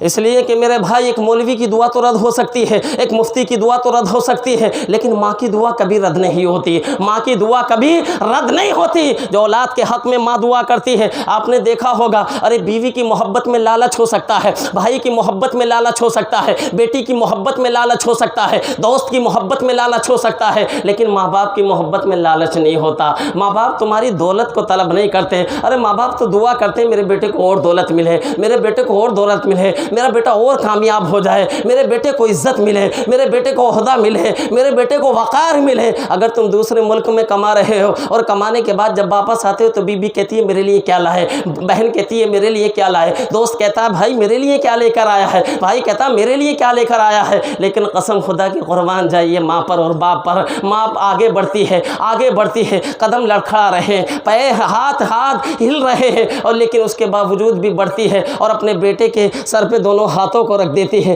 پیشانی کو چومتی ہے اور کہتی ہے میرے بیٹے لال، اے میرے لال، اے میرے بیٹے، اے میرے انور، تو نے کھانا کھایا نہیں یا نہیں کھایا، تو نے پانی پیا یا نہیں پیا، اے میرے بیٹے جب تو گیا تھا تو موٹا تھا، ابھی دبلا کیسے ہو گیا، کیا راتوں کو نیند نہیں آئی تھی، کیا تیرے کو کھانا صحیح نہیں ملا تھا؟ اگر پوچھنے والا کوئی ہے تو وہ ماں ہے، اس کے علاوہ کوئی دوسرا پوچھنے والا نہیں ہے۔ اس لیے میرے نبی فرماتے ہیں جب تک ماں باپ زندہ ہیں ان کی قدر کر لو، جس دن یہ مر گئے تو پھر دعا کے لیے اٹھنے والے کسی کے ہاتھ ہی نہیں ہوں گے۔ حضرت موسیٰ علیہ السلام جب کوہ طور پہ جاتے تھے تو ایسی چلے جاتے تھے، جوتیاں پہن کے چلے جاتے تھے، اللہ سے کلام کیا کرتے تھے، لیکن جب والدہ کا انتقال ہو گیا اور گئے اور جانے کے بعد جب چڑھنا چاہا تو آواز آتی ہے اے موسیٰ جوتیاں اتار کر آ، اے موسیٰ سنبھل کر آنا، اے موسیٰ سنبھل کر آنا۔ حضرت موسیٰ پیغمبر نے کہا اے اللہ میں تو جب بھی آتا تھا ڈائریکٹ آ جاتا تھا، کبھی آواز نہیں آتی تھی کہ موسیٰ سنبھل کر آ، آج یہ آواز دینے کی وجہ کیا ہے؟ تو رب نے فرمایا تھا کہ موسیٰ جب تو کوہ طور پہ آتا تھا تو تیری ماں گھر میں اپنے ہاتھوں کو اٹھا دیا کرتی تھی، اپنے سفید بالوں کو بکھرا دیا کرتی تھی اور دعا کرتی تھی مولا میرے موسیٰ سے اگر کوئی غلطی ہو جائے تو معاف کر دینا، معاف کر دینا۔ اے موسیٰ پیغمبر سن، آج اٹھنے والے ہاتھ نہیں رہے، اس لیے آنا ہے تو سنبھل کے آنا۔ آج دیکھو نوجوان بچہ ہے جب اپنے گھر میں جاتا ہے، روزانہ اس کا جانے کا معمول 10 بجے ہے، لیکن اگر 11 بجے تک نہ جائے تو ماں پریشان ہو جاتی ہے، کھانا کھانا چھوڑ دیتی ہے، پانی پینا چھوڑ دیتی ہے، دروازے پر بیٹھ جاتی ہے، لوگوں سے پوچھتی ہے میرے بچے کو دیکھا ہے کیا، دوستوں سے پوچھتی ہے میرے بچے کو دیکھا ہے کیا، بیوی دیکھو تو سو رہی ہے، بچے دیکھو تو کھیل رہے ہیں، بھائی دیکھو تو سکون کی زندگی گزار رہے ہیں، لیکن اگر کوئی پریشان ہونے والی ذات ہے تو وہ ماں کی ذات ہے جو اب تک دروازہ تک رہی ہے، جس نے اب تک دروازہ بند نہیں کیا ہے، وہ سوچ رہی ہے میرا لال آنے والا ہے، میرا بیٹا آنے والا ہے۔ تو میرے مسلمان بھائیوں اگر ماں باپ ضعیف ہو جائیں، ماں باپ بوڑھے ہو جائیں اور اللہ نے تمہیں دولت دی ہے، کبھی یہ مت کہنا کہ تم نے ہمارے لیے کیا ہے، تم نے ہمارے لیے کیا ہے۔ حدیث پاک تو یہ ہے اگر ماں باپ کروڑ پتی ہو اور اپنے بیٹے کو اپنی جائیداد سے بے دخل کر دیں تب بھی اولاد کو اف کہنے کی اجازت نہیں ہے۔ قرآن فرماتا ہے افم ولا تنہرہما، اپنے ماں باپ کو اف تک مت کہو، اپنے ماں باپ کو جھڑکیاں مت دو، بلکہ اپنے ماں باپ کا ادب کرو،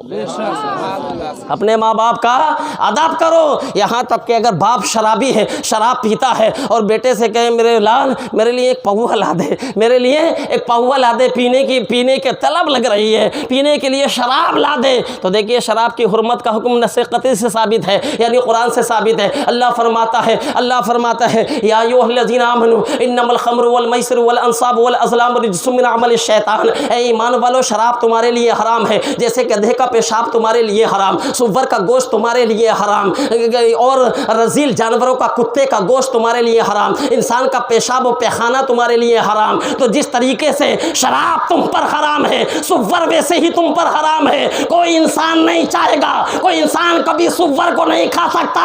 تو یہ مسلمان کی غیرت کو کیا ہو گیا جو گٹر چڑھا رہا ہے؟ یہ مسلمان کی غیرت کو کیا ہو گیا جو شراب پی رہا ہے؟ ارے میرے نبی نے جب جب آج سے 1450 سال پہلے شراب کی حرمت کا حکم صحابہ کو دیا تھا تو قسم خدا کی مدینے کی گلیوں سے شراب ایسے بہ رہی تھی کہ جیسے کہ نالی میں سے پانی بہتا ہوا نظر آتا ہے، پانی بہتا ہوا نظر آ رہا ہے۔ صحابہ نے مٹکے توڑ دیے، شراب کو پھینک دیا، لیکن آج یہ مسلمان ہے، قرآن کا حکم سن رہا ہے لیکن پھر بھی شراب پی رہا ہے، حدیث کا حکم سن رہا ہے پھر بھی شراب پی رہا ہے، پھر بھی کہہ رہا ہے جھنڈا ہاتھ میں لے کے غوث اعظم کا دامن نہیں چھوڑیں گے، غریب نواز کا دامن نہیں چھوڑیں گے۔ ارے تم نے دامن پکڑا ہی کہاں ہے؟ تم تو شراب پیتے ہوئے نظر آ رہے ہو۔ بہرحال میرے مسلمان بھائیوں، صرف میں آپ کو یہی دے رہا تھا، اپنے ماں باپ، اگر تمہارے ماں باپ زندہ ہیں تو ان کا ادب و احترام کرو۔ جیسے آؤ، میرے نبی نے بھی ادب و احترام کر کے بتایا ہے۔ میرے نبی کریم صلی اللہ علیہ وسلم ممبر پہ تشریف فرما ہے، جمعہ کا دن ہے، میرے نبی ممبر سے نیچے آ جاتے ہیں، چادر نبوت کو بچھا دیتے ہیں، صحابہ پریشان ہو جاتے ہیں، چادر نبوت کو کیوں بچھایا؟ اتنے میں کیا دیکھا، ایک خاتون آتی ہے، آنے کے بعد اللہ کے رسول فرماتے ہیں خاتون اس پہ بیٹھ جاؤ، اب وہ خاتون چادر نبوت پہ بیٹھ جاتی ہے۔ میرے نبی فرماتے ہیں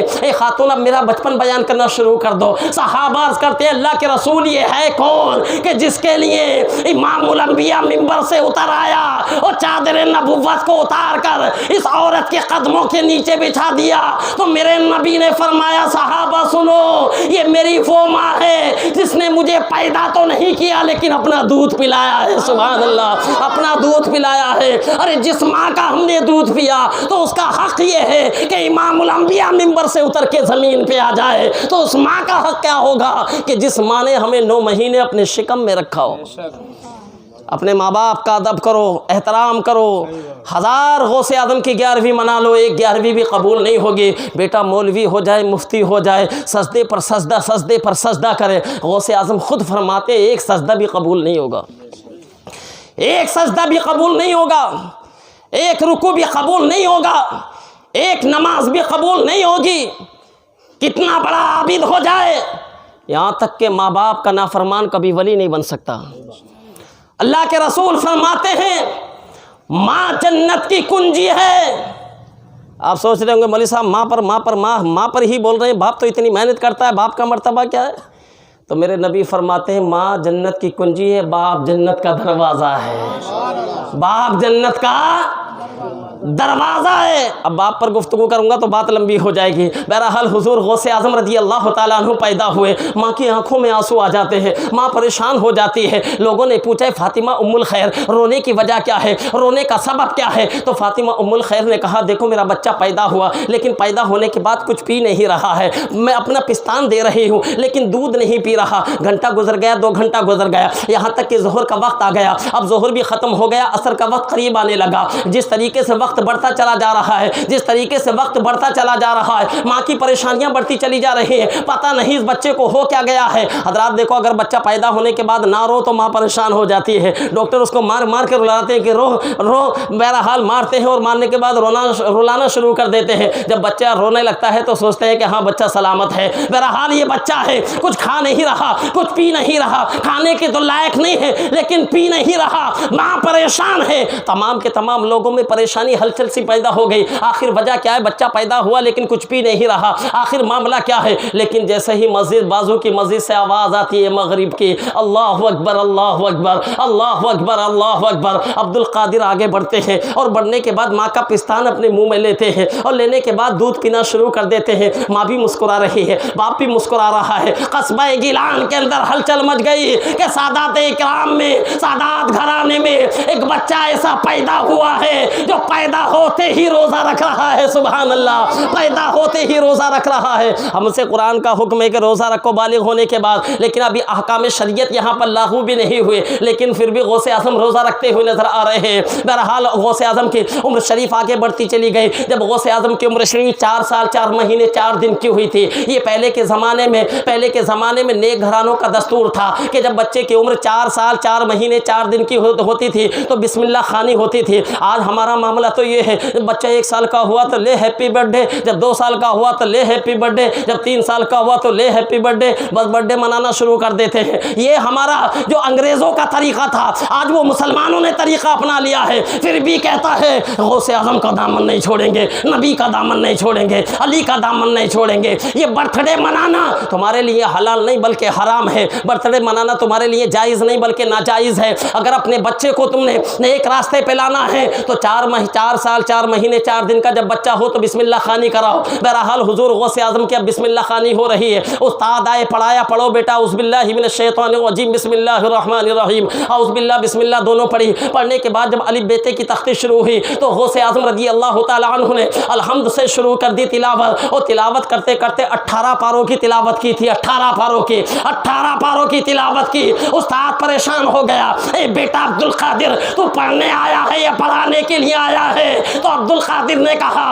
اے استاد محترم میں کوئی پڑھانے نہیں بلکہ پڑھنے کے لیے آیا ہوں۔ کہا یہ پارے کیسے یاد کیے؟ کہا میری ماں 18 پاروں کی حافظہ تھی، ماں تلاوت کرتی تھی، میں ماں کے شکم میں رہ کے تلاوت کو سنتا تھا۔ سبحان اللہ، جو عبد القادر ماں کے شکم میں رہ کر قرآن کا حافظ بن سکتا ہے اور ماں کی آواز کو سن سکتا ہے تو ہم سنیوں کا عقیدہ ہے وہ عبد القادر بغداد میں رہ کر اپنی قبر میں رہ کر خمم کی دھرتی پر یہ رات کے سناٹے میں چیخنے اور چلانے والے اور بیٹھنے والوں کی آواز کو ضرور سن رہا ہوگا اور دیکھ رہا ہوگا، اس لیے کہ غوث اعظم فرماتے ہیں میرا چاہنے والا مجھے جہاں پکارتا ہے عبد القادر وہاں سے اس کی آواز سنتا ہے، وہاں سے اس کی آواز سنتا ہے۔ اب دیکھیے غوث اعظم رضی اللہ تعالیٰ عنہ کی عمر شریف اور بڑھتی چلی گئی، جب عمر شریف اور بڑھتی چلی گئی ابھی ننھے سے ہے غوث اعظم رضی اللہ تعالیٰ عنہ، ابھی عمر کوئی زیادہ بڑی نہیں ہوئی ہے۔ حضور غوث اعظم کبھی بچوں کے ساتھ کھیلا نہیں کرتے تھے، لیکن ایک کھیل کھیلتے تھے غوث اعظم رضی اللہ تعالیٰ عنہ، وہ کھیل کیا تھا؟ اور جب غوث اعظم کھیل کھیلنے کے لیے نکلتے تھے تو مولوی صاحب جیلان کی دھرتی پر ہر ماں پکارتی تھی عبد القادر کھیل رہا ہے، ہر باپ پکارتا تھا عبد القادر کھیل رہا ہے، ہر بھائی پکارتا تھا عبد القادر کھیل رہا ہے۔ غوث اعظم کا کھیل کیا تھا؟ ارے ہم نے بھی بچپنوں میں بڑے کھیل کھیلے ہیں، بڑے عجیب و غریب کھیل آپ نے بھی کھیلے ہوں گے، ایسے کھیل بھی کھیلے ہوں گے جو حرام ہوں گے۔ مثال کے طور پہ کچھ لوگ جو ہے وہ لیڈو کھیلتے ہیں، جو لیڈو کھیلنا حرام ہے، کچھ لوگ کیرم بورڈ کھیلتے ہیں وہ بھی حرام ہے، بہرحال نہ جانے کچھ لوگ پیسوں سے کھیلتے ہیں وہ بھی حرام ہے، کچھ لوگ گٹیوں سے کھیلتے ہیں، لیکن عبد القادر کا کھیل کیا تھا؟ غوث اعظم کا کھیل کیا تھا؟ سنو میرے مسلمان بھائیو، غوث اعظم کا کھیل یہ تھا جیلان کی دھرتی پر جب یہ اللہ کا محبوب نکلتا تھا جسے دنیا محبوب الہی کے نام سے جانتی اور محبوب سبحانی کے نام سے جانتی اور پہچانتی ہے، غوث اعظم فرماتے تھے آؤ بچوں کھیلیں گے، آؤ بچوں کھیلیں گے۔ عبد القادر کہتے تھے لا الہ الا اللہ تو بچے کہتے تھے محمد رسول اللہ۔ ہواؤں میں فضاؤں میں یہ آواز گونجتی تھی، جیلان والے سمجھ جاتے تھے عبد القادر کھیلنے کے لیے نکل رہے ہیں، عبد القادر کھیل رہے ہیں۔ ایک دن عبد القادر ایسے ہی کھیل رہے تھے کہ ایک بزرگ قریب سے آئے اور آنے کے بعد انہوں نے سلام کیا السلام علیکم، لہٰذا تمام بچوں نے جواب دیا وعلیکم السلام، لیکن یہ عبد القادر ہیں انہوں نے سلام کا جواب دیا وعلیکم السلام وعلیکم السلام۔ اب وہ بزرگ پریشان ہو گئے، اے بچوں میں نے تمہیں سلام کیا، تم نے سلام کا جواب دیا، یہ بات صحیح ہے، سلام کرنا سنت ہے اور سلام کا جواب دینا واجب ہے، جب ایک مرتبہ سلام کیا تو ایک مرتبہ ہی جواب دینا چاہیے، لیکن بیٹا تو یہ بتا میں نے سلام ایک مرتبہ کیا، تو نے سلام کا جواب 2 مرتبہ کیوں دیا؟ عبد القادر آگے بڑھے اور کہنے لگے مجھے کھیلنے دو، کھیلنے کا وقت ہے، کھیلنے دو، لا الہ الا اللہ، بچوں کہو لا الہ الا اللہ محمد رسول اللہ، ارے زبان سے بولو محمد رسول اللہ، لا الہ الا اللہ محمد رسول اللہ۔ بہرحال کھیلنا شروع کر دیا، بزرگ آگے بڑھے اور آگے بڑھنے کے بعد کہے بیٹا میں جب تک تجھے چھوڑوں گا نہیں جب تک تو بتائے گا نہیں کہ میں نے جب سلام کیا تو نے سلام کا 2 مرتبہ جواب کیوں دیا، آخر وجہ کیا ہے؟ تو عبد القادر آگے بڑھے، ہاتھ پکڑا اور پکڑنے کے بعد کہا کہ دیکھ وہ جو گھر دکھائی دے رہا ہے جانتا ہے وہ گھر کس کا ہے؟ آپ جانتے ہیں وہ گھر کس کا ہے؟ ان بزرگ نے کہا کہ ہاں یہ سادات اکرام کا گھر ہے۔ کہا کہ تم اس سے پہلے یعنی میری عمر 4 سال ہے، 4 سال سے پہلے اس گھر کے قریب سے کبھی گزرے تھے اور کبھی تم نے سلام کیا تھا؟ تو ان بزرگ نے کہا کہ ہاں مجھے خوب یاد ہے، میں گزرا تھا اور گزرنے کے بعد میں نے سلام کیا تھا اور سلام کرنے کے بعد میں آگے چلا گیا تھا۔ عبد القادر نے کہا کیا میرے گھر سے سلام کے جواب کی آواز آئی تھی؟ کہا نہیں آواز تو نہیں آئی تھی، لیکن میں نے سلام تو کیا تھا، سلام کر کے میں گزر گیا تھا۔ تو عبد القادر فرماتے جس دن تو نے سلام کیا تھا نا تو میرے گھر میں کوئی مرد نہیں تھا، میرے گھر میں کوئی مرد نہیں تھا، تیرے سلام کے جواب دینے کے لیے میری ماں تھی اور ماں کو یہ اجازت نہیں ہے کوئی غیر محرم سلام کرے، تو زور سے اس کے سلام کا جواب دے، یہ شریعت کا حکم ہے۔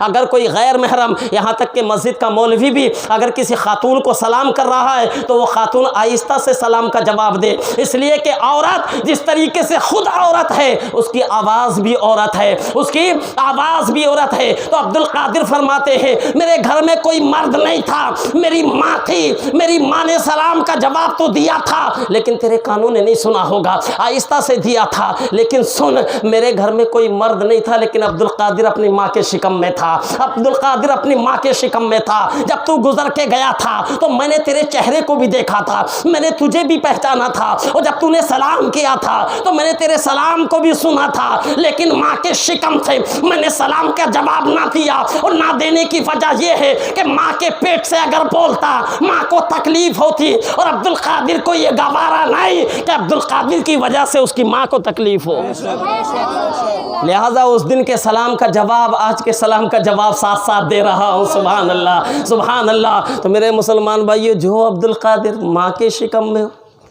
جو عبد القادر ماں کے شکم میں، راستے میں چلنے والا کوئی سلام کر کے گزر گیا، عبد القادر اس کی آواز بھی سن رہا ہے، اس کے چہرے کو بھی دیکھ رہا ہے، اور 4 سال کے بعد جب وہ آ رہا ہے تو اس کو پہچان بھی رہا ہے، پہچان بھی رہا ہے۔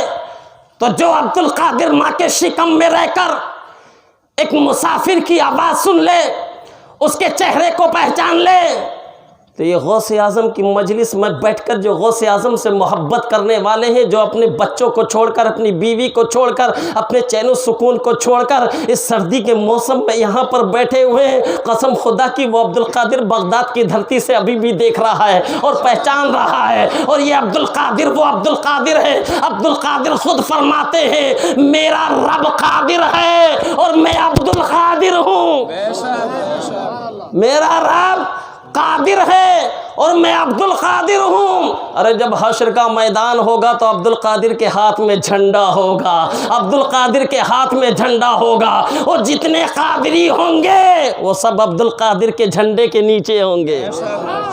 آج لوگ فتویٰ لگاتے ہیں میاں جھنڈے لگانا شرک ہے، جھنڈے لگانا بدعت ہے، بہرحال جھنڈوں پر ہی فتوے لگانے شروع کر دیے، جھنڈا لگانا شرک ہے، جھنڈے لگانا بدعت ہے۔ ابھی دیکھو 1 سال کے بعد جب الیکشن آئے گا، جب الیکشن آئے گا تو گھر گھر پہ جھنڈے ہوں گے، 5 بھائی ہوں گے، دروازے 5 ہوں گے، لیکن ایک دروازے پر ہاتھ کا جھنڈا ہوگا، دوسرے دروازے پر کار کا جھنڈا ہوگا، تو تیسرے دروازے پر بال کا جھنڈا ہوگا، چوتھے دروازے پر ہاتھی کا جھنڈا ہوگا، 5ویں دروازے پر سائیکل کا جھنڈا ہوگا۔ لوگ پریشان، آخر معاملہ کیا؟ سگے سگے بھائی نا ان لوگ، سگے سگے بھائی ہیں، لیکن ایک گھر پہ دیکھو تو ہاتھ کا جھنڈا ہے، ایک گھر پہ دیکھو تو کار کا جھنڈا ہے، ایک گھر پر دیکھو تو بال کا جھنڈا ہے، ایک گھر پر دیکھو تو ہل کا جھنڈا ہے۔ آخر معاملہ کیا ہے؟ ان جھنڈوں سے کیا سمجھا جائے؟ تو مولانا صفدر رضا صاحب آگے بڑھے، اور آگے بڑھنے کے بعد کہا ارے او نادان، تو ہاتھ کا جھنڈا دیکھ رہا ہے، اس سے پہچان جا یہ کانگریسی ہے، یہ کار کا جھنڈا دیکھ رہا ہے، اس سے پہچان جا یہ TRS ہے، یہ تو ہاتھی کا جھنڈا دیکھ رہا ہے، اس سے سمجھ جا یہ مایاوتی والا ہے، یہ جو سائیکل کا جھنڈا دیکھ رہا ہے اس سے سمجھ جا یہ سماجوادی پارٹی والا ہے۔ تو پتہ یہ چلتا ہے خالی جھنڈے دیکھ کر پہچان ہو جاتی ہے کہ یہ کدھر والا ہے، یہ کدھر والا ہے۔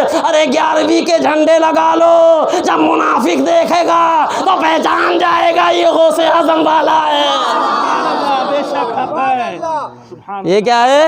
غوث اعظم والا ہے۔ یہ خالی یہ جھنڈوں کی بات نہیں کر رہا ہوں، آؤ ہندوستان کی سرحد پہ آ جاؤ۔ جب ہندوستان کی سرحد پہ آپ آ جائیں گے تو دیکھیں گے ہندوستان کا جھنڈا الگ ہے، پاکستان کا جھنڈا الگ ہے، افغانستان کا جھنڈا الگ ہے، امریکہ کا جھنڈا الگ ہے، افریقہ کا جھنڈا الگ ہے۔ ایک جگہ ایسی ہوتی ہے کہ پوری دنیا کے جتنے ملک ہیں ان تمام ملکوں کے جھنڈوں کو اٹھایا جاتا ہے، اور اٹھانے کے بعد ایک جگہ گاڑ دیا جاتا ہے۔ یہاں تک کہ آپ نے کرکٹ دیکھا ہوگا، کرکٹ کے اسٹیڈیم میں بھی جہاں جہاں کی ٹیمیں لڑتی ہیں بہرحال وہاں جھنڈے لگا دیے جاتے ہیں، وہاں جھنڈے لگا دیے جاتے ہیں۔ جھنڈوں سے پہچان، اب یہ تمام جھنڈے جتنے بھی ہیں اب ان جھنڈوں کو دیکھو تو پہچان لوگ یہ جھنڈا ہندوستانی ہے، یہ جھنڈا پاکستانی ہے، یہ جھنڈا افغانستانی ہے، یہ جھنڈا امریکن ہے، یہ جھنڈا سوڈان کا جھنڈا ہے، یہ افریقہ کا ہے، یہ امریکہ کا ہے۔ اس لیے کہ نسبت سے شے ممتاز ہوتی ہے۔ اگر 12ویں شریف میں تم جھنڈا لگاتے ہو تو پہچان لے گا یہ مدینے والا ہے، اور جب 11ویں میں جھنڈا لگاؤ تو منافق بھی پہچان لے گا کہ بغداد کی دھرتی پر رہنے والا غوث اعظم کا وفادار، غوث اعظم سے محبت کرنے والا ہے۔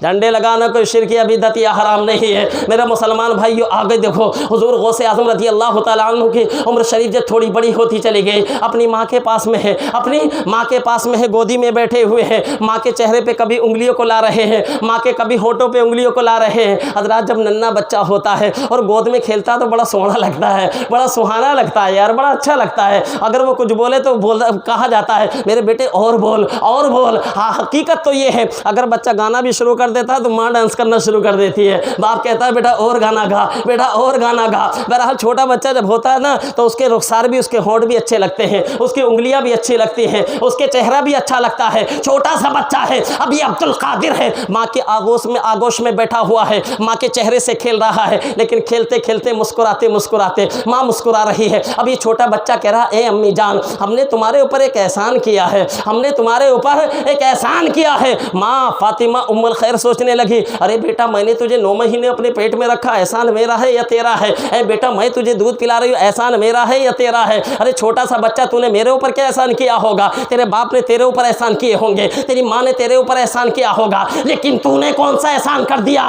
اب یہ بچہ بولتا ہے اے امی جان یاد کرو جب میں آپ کے شکم میں تھا اور آپ حمل سے تھی تو آپ کا دل چاہا تھا کہ میں کچھ کھٹا کھاؤں، اور یہ ہوتا ہے ایسا کہ جب عورت حاملہ ہوتی ہے تو اس کے پیر بھاری ہو جاتے ہیں، کچھ کھٹا میٹھا کھانے کے لیے اس کا من کرتا ہے، اس لیے آندھرا اور تلنگانہ کے اندر کھٹائی زیادہ کھاتے ہیں۔ کوئی تو نرا املی کا کھٹا کھاتا ہے تو کوئی دیکھو تو پیاز کا ہی کھٹا کھانے پہ لگ جاتا ہے، اگر نہ ہو تو بہرحال دہی ڈال لیتا ہے، لیکن کھٹا کھاتا ہے۔ بہرحال اب غوث اعظم فرماتے ہیں اے ماں ایک مرتبہ تمہارا کھٹا کھانے کے لیے دل کرا تھا، تم باغیچے میں گئی تھی اور باغیچے میں جانے کے بعد تم نے ایک انگور کے خوشے کو دیکھا تھا۔ ماں نے کہا ہاں میرے بیٹے، جب میں حمل سے تھی تو میں نے انگور کے خوشے کو دیکھا تھا اور دیکھنے کے بعد میرا دل چاہا تھا کہ میں اس انگور کو کھاؤں،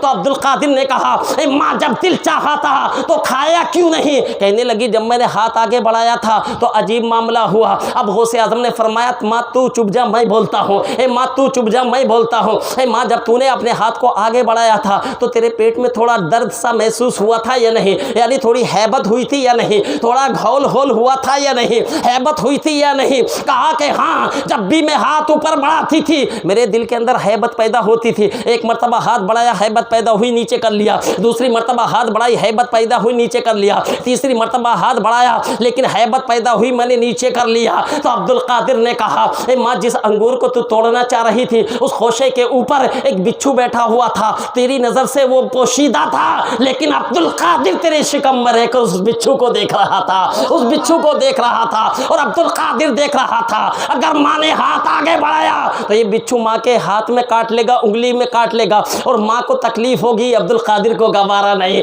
اے ماں جب تم نے ہاتھ آگے بڑھایا تو میں نے تمہارے شکم میں ہلنا شروع کر دیا جس کی وجہ سے تم نے ہاتھ کھینچ لیا۔ اے ماں یہ عبد القادر کا تم پر احسان ہے، سبحان اللہ۔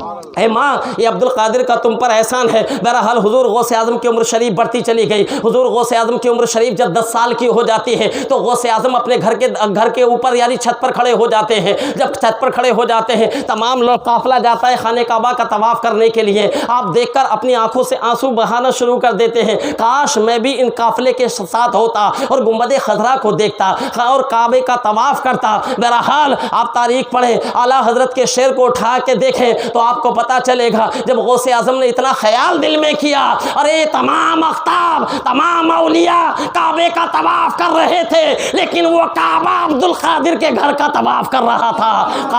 کعبہ اس کا نام نہیں ہے کہ اینٹیں مسالہ جو ہے اس کو کعبہ نہیں کہتے، جو کعبے کی روحانیت ہوتی ہے اس کو کعبہ کہا جاتا ہے۔ ہم سجدہ کعبے کو نہیں کرتے ہیں، کعبہ ہمارے لیے کوئی مسجود نہیں ہے، بس ہماری پیشانی ہمارا چہرہ جو ہے کعبے کی طرف ہونا چاہیے، کعبے کی طرف ہونا چاہیے، سجدہ تو ہم اللہ ہی کو کرتے ہیں۔ بہرحال حضور غوث اعظم رضی اللہ تعالیٰ عنہ کی عمر شریف آگے بڑھتی چلی گئی، آپ بغداد کے لیے گئے، بغداد میں جا کر آپ نے تعلیم حاصل کرنا شروع کر دیا۔ ایک مرتبہ کا واقعہ، ایک تاجر آیا اور آنے کے بعد حضور غوث اعظم رضی اللہ تعالیٰ عنہ جس بغداد کے اندر رہتے تھے اسی مسجد کے اندر آ گیا۔ اس دن حضور غوث اعظم کی حالت یہ تھی کہ بھوک سے نڈال ہو گئے تھے۔ حضرات تعلیم جب حاصل کی تھی غوث اعظم نے تو عالم یہ تھا جب بھوک لگتی تھی تو ریتی پر جا کر لیٹ جایا کرتے تھے، گیلی ریت میز پر لیٹ جایا کرتے تھے، سکون ملتا تھا، پھر تعلیم حاصل کرنا شروع کر دیا کرتے تھے، یہاں تک کہ پتے کھایا کرتے تھے اور کھانے کے بعد پھر تعلیم حاصل کرنا شروع کر دیا کرتے تھے، یہاں تک کہ حضور غوث اعظم رضی اللہ تعالیٰ عنہ ایک دن مسجد کے اندر تشریف فرما ہے، ایک تاجر آتا ہے، کچھ کھانا کھولتا ہے اور کھولنے کے بعد اس بچے سے کہتا ہے اے بیٹا آ میں کھانا کھا رہا ہوں تو بھی کھا لے۔ حضور غوث اعظم فرماتے ہیں جب اس نے کھانا یعنی دستر بچھایا تھا تو عبد القادر کے دل نے چاہا تھا کہ عبد القادر کو بلا لیتا اور عبد القادر بھی کھا لیتا، بہرحال جب اس نے بلایا تو عبد القادر چلے گئے اور جانے کے بعد دستر پر بیٹھ گئے، بیٹھنے کے بعد اس تاجر نے کہا کہ سنو میں جیلان سے آ رہا ہوں، میں عبد القادر کی تلاش میں ہوں۔ بہرحال مختصر سے لفظوں میں آپ کو یہ بتا رہا ہوں، حضور غوث اعظم رضی اللہ تعالیٰ عنہ نے فرمایا کہ جس عبد القادر کو تم تلاش کر رہے ہو وہ عبد القادر کوئی دوسرا نہیں بلکہ وہ عبد القادر میں ہی ہوں۔ بہرحال حضور غوث اعظم کی عمر شریف بڑھتی چلی گئی، جب عمر شریف کا آخری حصہ حضور غوث اعظم کا آیا، تو حضور غوث اعظم رضی اللہ تعالیٰ عنہ کی طبیعت جب خراب ہو جاتی ہے تو آپ کا ایک مرید آگے بڑھتا ہے اور بڑھنے کے بعد کہتا ہے کہ سنو یہاں پر ایک حکیم رہتا ہے، بڑا ماہر حکیم ہے لیکن وہ یہودی ہے، آپ اگر اس کے پاس جائیں گے تو وہ علاج کر دے گا۔ بہرحال حضور غوث اعظم نے فرمایا میں کسی حکیم کے پاس جانے والا نہیں ہوں، لیکن وہ مرید حکیم کے پاس گیا اور جانے کے بعد کہا میرے پیر کا معاملہ ایسا ہے، میری پیر کی طبیعت خراب ہے۔ تو اس حکیم نے کہا کہ اپنے پیر کا یورین لے کر آؤ، پیشاب لے کر آؤ، چیک کروں گا، چیک کرنے کے بعد بتاؤں گا کہ علاج کیا ہوگا۔ بہرحال وہ مرید گیا اور جانے کے بعد حضور غوث اعظم سے کہا کہ تھوڑا سا پیشاب دے دو، تھوڑا سا یورین دے دو، کہ وہ حکیم چاہتا ہے کہ ٹیسٹ کرے۔ حضور غوث اعظم نے فرمایا ارے وہ میرا علاج کیا کرے گا، میں اس کا علاج کر دوں گا، بہرحال وہ پیشاب شیشی میں لے کر گیا اور حکیم کے سامنے رکھ دیا۔ اب جب رکھا تو وہ حکیم کبھی اس مرید کے چہرے کو دیکھتا ہے، کبھی پیشاب کو دیکھتا ہے، کبھی آسمان کو دیکھتا ہے، اور دیکھتے دیکھتے اب یہ مرید پریشان ہو گیا، آخر معاملہ کیا ہے؟ دیکھتے دیکھتے بے ساختہ پکارنے لگا لا الہ الا اللہ محمد رسول اللہ، لا الہ الا اللہ محمد رسول اللہ۔ مرید نے پوچھا لا الہ الا اللہ پڑھنے کی وجہ کیا ہے؟ تو اس نے کہا اس یورین کے اندر میں نے وہ چمک دیکھی ہے اور دل نے گواہی دی جب اس انسان کے پیشاب کی چمک کا یہ عالم ہے تو اس کی ذات کا عالم کیا ہوگا۔ اسی لیے اعلیٰ حضرت فرماتے ہیں سر بھلا کیا کوئی جانے کہ ہے کیسا تیرا، اولیاء ملتے ہیں آنکھیں وہ ہے طلبہ تیرا۔ انشاءاللہ پھر کبھی موقع ملا تو میں آپ کو اس سے آگے بتاؤں گا۔ ختم کر دوں؟ ارے نہیں یار ٹائم کافی ہو گیا نا، 12:30 ہو گئے یار، فجر میں اٹھنا ہوگا۔ تھوڑی دیر اور بول دیتا ہوں، اچھا 10-15 منٹ سن لیجیے۔ حضور غوث اعظم رضی اللہ تعالیٰ عنہ کا یورین جب دیکھا تو کلمہ پڑھ لیا لا الہ الا اللہ محمد رسول اللہ۔ اس ٹائم جب کلمہ پڑھا تو ایران کے 200 لوگ آئے اور آنے کے بعد دیکھا ارے اتنا بڑا حکیم، اتنا بڑا یہودی، اتنا بڑا پادری، اتنا بڑا حکیم، اتنا ماہر حکیم خالی ایک انسان کے پیشاب کو دیکھ کر مسلمان ہو گیا، لا الہ الا اللہ پڑھ کے مسلمان ہو گیا۔ تو حضرات ایران کے 200 لوگوں نے کلمہ پڑھا لا الہ الا اللہ محمد رسول اللہ اور پڑھ کر مسلمان ہو گئے، ان میں ایک کلمہ پڑھنے والا شیخ نجم الدین بھی تھا، اب یہ شیخ نجم الدین ہے، شادی ہو جاتی ہے، شادی ہونے کے بعد ایک بچہ پیدا ہوتا ہے، پیدا ہونے کے بعد اس بچے کو غوث اعظم کی بارگاہ میں لاتا ہے اور لانے کے بعد کہتا ہے حضور یہ میرا بیٹا ہے۔ حضور غوث اعظم نے اپنا ہاتھ اٹھایا اور ہاتھ اٹھانے کے بعد اس کی گردن پہ رکھ دیا، یعنی اپنا پنجہ ہاتھوں کا اس کی گردن پہ رکھ دیا اور رکھنے کے بعد کہا اے نجم الدین تیرا یہ بیٹا جیسے بڑا ہوگا مرتبے بڑھتے چلے جائیں گے، مقام بڑھتا چلے جائے گا، جب یہ تیرا بیٹا بڑا ہوگا تو عروج پائے گا، ترقی پائے گا، یہاں تک کہ وہ یہ تیرا بیٹا اپنے وقت کا شہنشاہ بنے گا۔ اب شیخ نجم الدین اپنے بیٹے کو لے کر چلے جاتے ہیں، جانے کے بعد وہ جوانی کی دہلیز پر قدم رکھتا ہے، تاریخ گواہ ہے، کوئی ہوائی فیرنگ نہیں ہے، حضور غوث اعظم نے جس بچے کی گردن پر اپنا ہاتھ رکھا تھا وہ کوئی عام بچہ نہیں بلکہ دنیا اس کو صلاح الدین ایوبی کے نام سے جانتی اور پہچانتی ہے، اور یہ فاتح بیت المقدس تھا، بیت المقدس کو فتح کرنے والا جو تھا وہ صلاح الدین ایوبی تھا۔ کون تھا؟ صلاح الدین ایوبی۔ اب یہ صلاح الدین ایوبی جب ان کا وقت آیا پردہ فرمانے کا، جب ان کا وقت آیا جانے کا، بھائی وقت تو سب کا آنا ہے، حضور غوث اعظم نے ایک مرتبہ بیان میں فرمایا میرے گھر کا یہ واقعہ ہے کہ عبد الجبار کی ماں یعنی میری بیوی مٹکے میں دہی جمع کرتی تھی کہ گرمی کے دنوں میں دہی کھانے کے کام میں آئے گا۔ اتنے میں آج کیا ہوا، ایک چوزا آیا، اس نے پنجہ مارا اور اس مٹکے کو پھوڑ دیا، دہی سارا بکھر گیا۔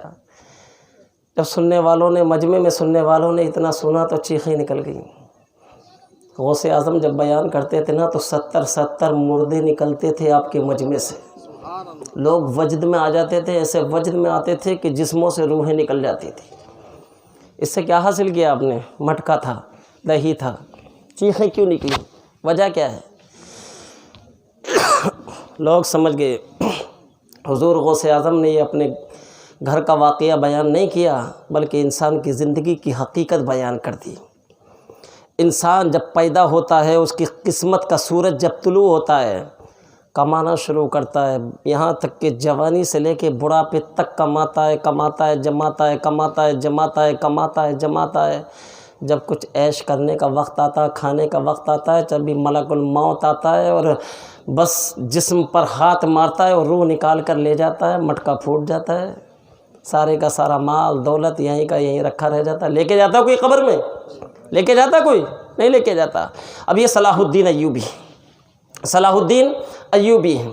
اب ان کا جب وقت آیا، آخری وقت، تو ان کے جو سپاہی تھے، سپہ سالار تھے، کمانڈو آگے بڑھا اور بڑھنے کے بعد کہنے لگا حضور آپ یہ ٹوٹی ہوئی چٹائی پر جو بیٹھے ہوئے ہیں وہ سسکیاں لے رہے ہیں، مجھے معلوم ہے اب زیادہ دن آپ زندہ نہیں رہیں گے، کاش آپ کسی جنگ میں شہید ہوتے، کاش کسی جنگ میں شہید ہوتے، ظالم کی تلوار ہوتی آپ کا ہاتھ ہوتا، ظالم کی تلوار ہوتی آپ کا سر ہوتا، ظالم کی تلوار ہوتی آپ کا سینہ ہوتا، ظالم کی تلوار ہوتی آپ کے پیر ہوتے، ظالم کی تلوار ہوتی آپ کی گردن ہوتی، اور دنیا آپ کو شہید صلاح الدین ایوبی کے نام سے جانتی، شہید صلاح الدین ایوبی کے نام سے جانتی۔ صلاح الدین ایوبی کو جلال آ جاتا اور کہتا ارے نادان، تو یہ چاہتا ہے کہ صلاح الدین ایوبی کا ہاتھ ہو، ظالم کی تلوار ہو، صلاح الدین ایوبی کا دھڑ ہو اور ظالم کی تلوار ہو، صلاح الدین ایوبی کا سر ہو اور ظالم کی تلوار ہو۔ ارے سن، دنیا کے اندر کوئی ایسی تلوار نہیں بنی جو صلاح الدین ایوبی کی گردن کو کاٹ دے،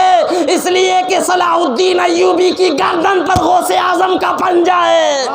کیا دبے جس پہ حمایت کا وہ پنجہ تیرا، شیر کو خطرے میں لاتا نہیں کتا تیرا۔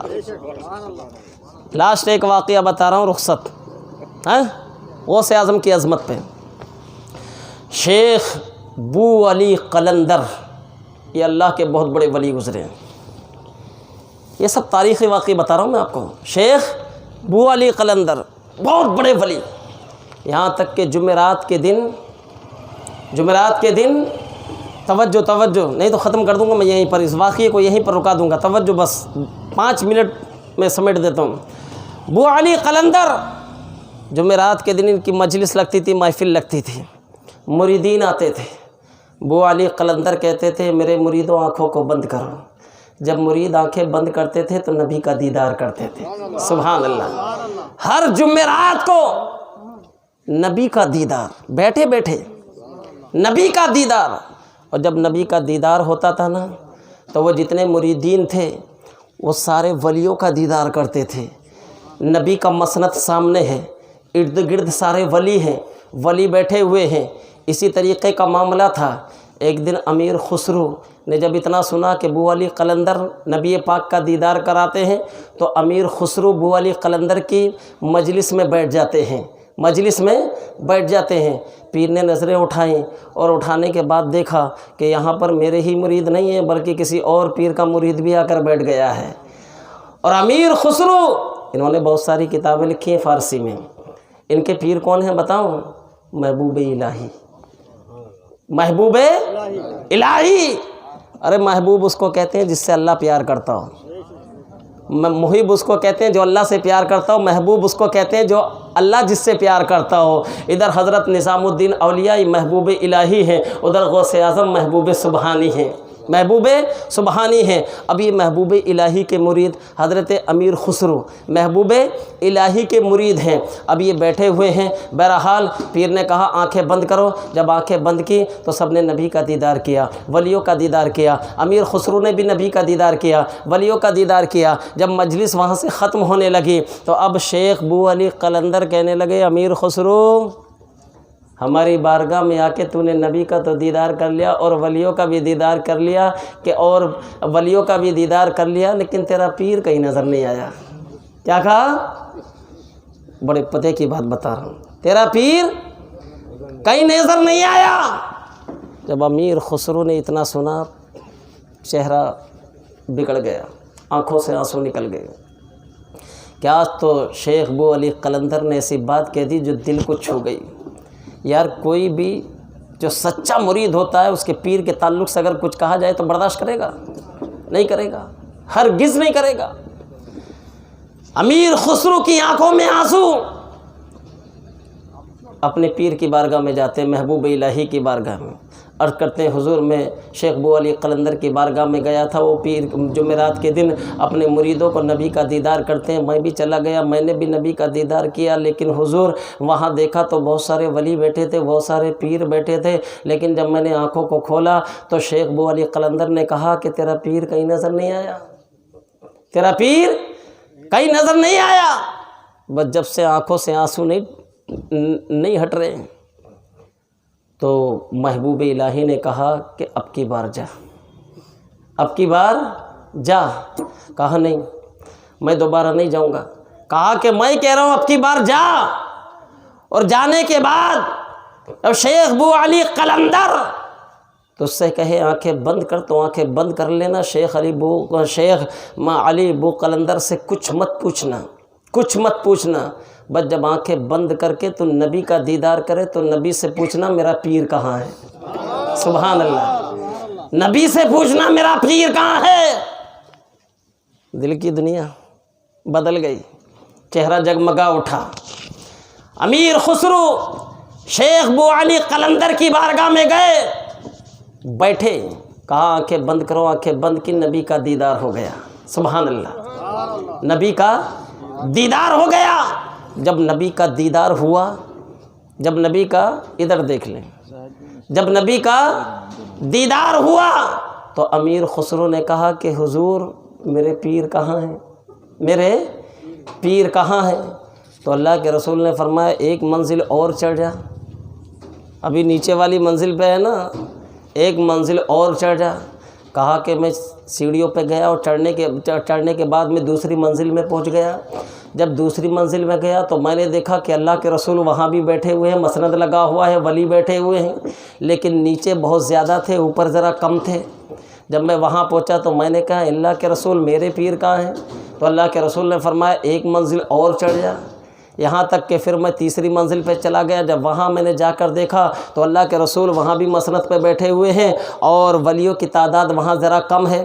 یہاں تک کہ مختصر لفظوں میں بتا رہا ہوں، امیر خسرو فرماتے ہیں کہ میں چھٹی منزل پہ چلا گیا، اور جب چھٹی منزل پہ گیا تو اللہ کے رسول وہاں بھی تشریف فرمائے، بیٹھے ہوئے ہیں، لیکن مختصر سے اولیاء بیٹھے ہوئے ہیں۔ میں نے پوچھا یا رسول اللہ میرے پیر کہاں ہیں؟ تو نبی نے پھر فرمایا کہ 7ویں منزل پہ چلا جا، 7ویں منزل پہ چلا جا۔ اور جب میں 7ویں منزل پہ گیا تو جب میں نے دیکھا کہ امام الانبیاء سامنے تشریف فرما ہے، ارد گرد 2 اور ولی بیٹھے ہوئے ہیں، سامنے میرے پیر بیٹھے ہوئے ہیں۔ سبحان اللہ، سامنے میرے پیر بیٹھے ہوئے ہیں۔ بس اتنا دیکھنا تھا، آنکھیں کھول دی، آنکھیں کھول دی کہ اب کچھ دیکھنے کی ضرورت نہیں ہے۔ ارے وہ اور پیر ہیں جن کا مقام نیچے ہے، میرا پیر تو وہ ہے جس کا مقام بہت اوپر ہے۔ بہرحال امیر خسرو رحمۃ اللہ تعالی علیہ واپس آ جاتے ہیں۔ اب محبوب الہی ان سے پوچھتے ہیں امیر خسرو بتاؤ کہ نبی پاک کی بارگاہ میں گئے کہ اپنے پیر کا دیدار کیا؟ کہ ہاں دیدار کر لیا۔ دیدار کیا کون سی منزل پہ؟ کہ 7ویں منزل پہ دیدار ہو گیا۔ کہا ہے میرے مرید جب تو 7ویں منزل پہ پہنچا تو تو نے کیا دیکھا؟ کہا کہ کچھ دیکھنا باقی ہی نہیں تھا، بس آپ کا چہرہ دیکھا، آنکھیں کھول دی تھی، آپ کا چہرہ دیکھا، آنکھیں کھول دی تھی، لیکن اتنا ضرور دیکھا تھا کہ سرکار کے دائیں کوئی بیٹھا ہوا تھا، بائیں کوئی بیٹھا ہوا تھا۔ تو کہا کہ پہچانا نہیں؟ کہ میں نے نہیں پہچانا میرے پیر، میں نے پہچانا نہیں۔ اے محبوب الہی میں نے پہچانا نہیں، وہ کون ہے؟ آپ ہی رہنمائی فرما دیجئے۔ تو حضرت نظام الدین اولیاء جن کے نام سے ٹرینیں چل رہی ہیں، جن کی حکومت دنیا کے اوپر ہے، نظام الدین اولیاء کہتے ہیں اے امیر خسرو، اے میرے مرید سن، جو امام الانبیاء کے سیدھے ہاتھ کی طرف بیٹھا ہوا تھا اسی کو دنیا غوث اعظم کہتی ہے، اور جو بائیں ہاتھ کی طرف بیٹھا کہتا تھا وہ ہند کا راجا ہم سب کا خواجہ ہے، جس کو دنیا خواجہ معین الدین کے نام سے جانتی و پہچانتی ہے۔ تو غوث اعظم کا مقام یہ ہے، غوث اعظم کا مرتبہ یہ ہے۔ حضور غوث اعظم کی 11ویں کرو، کبھی غریب نہیں ہوگے، کبھی مفلسی نہیں آئے گی۔ 11ویں کرو ہر سال، 11ویں کرو، اللہ 11ویں کی برکتوں سے برکتیں عطا فرمائے گا، عمروں میں برکتیں عطا فرمائے گا۔ اور 11ویں کرنے کے بعد، غوث اعظم کے حکم پر عمل کرنے کے بعد، قسم خدا کی جب اس دنیا سے جاؤ گے اور قبر میں اتارا جائے گا، تمہاری آنکھیں بعد میں کھلیں گی، عبد القادر پہلے تمہاری قبر میں آ جائے گا، لیکن بشرط متقی ہو جاؤ، پرہیزگار ہو جاؤ۔ یا ایھا الذین آمنوا اتقوا اللہ، اے ایمان والو اللہ سے ڈرو، وکونوا مع الصادقین، اور سچوں کے ساتھ ہو جاؤ، سچوں کے دامن کو تھام لو، اس لیے کہ اللہ اللہ کرنے سے نہ اللہ ملے، اللہ والے ہیں جو اللہ سے ملا دیتے ہیں۔ وما علینا الا البلاغ۔ السلام علیکم ورحمۃ اللہ وبرکاتہ۔ ایک مرتبہ کلمہ طیب پڑھیے، لا الہ الا اللہ محمد رسول اللہ۔ خوب کی سیر چمن، پھول چنے شاد رہے، باغ بار جاتا ہوں میں، گلشن تیرا آباد رہے، گلشن رہے گا پھول کھلیں گے، زندگی رہی تو ہم آپ سے انشاءاللہ پھر ملیں گے۔ السلام علیکم۔ ارے یار گل پوشی کی ضرورت کے لیے جناب شیخ نثار احمد صاحب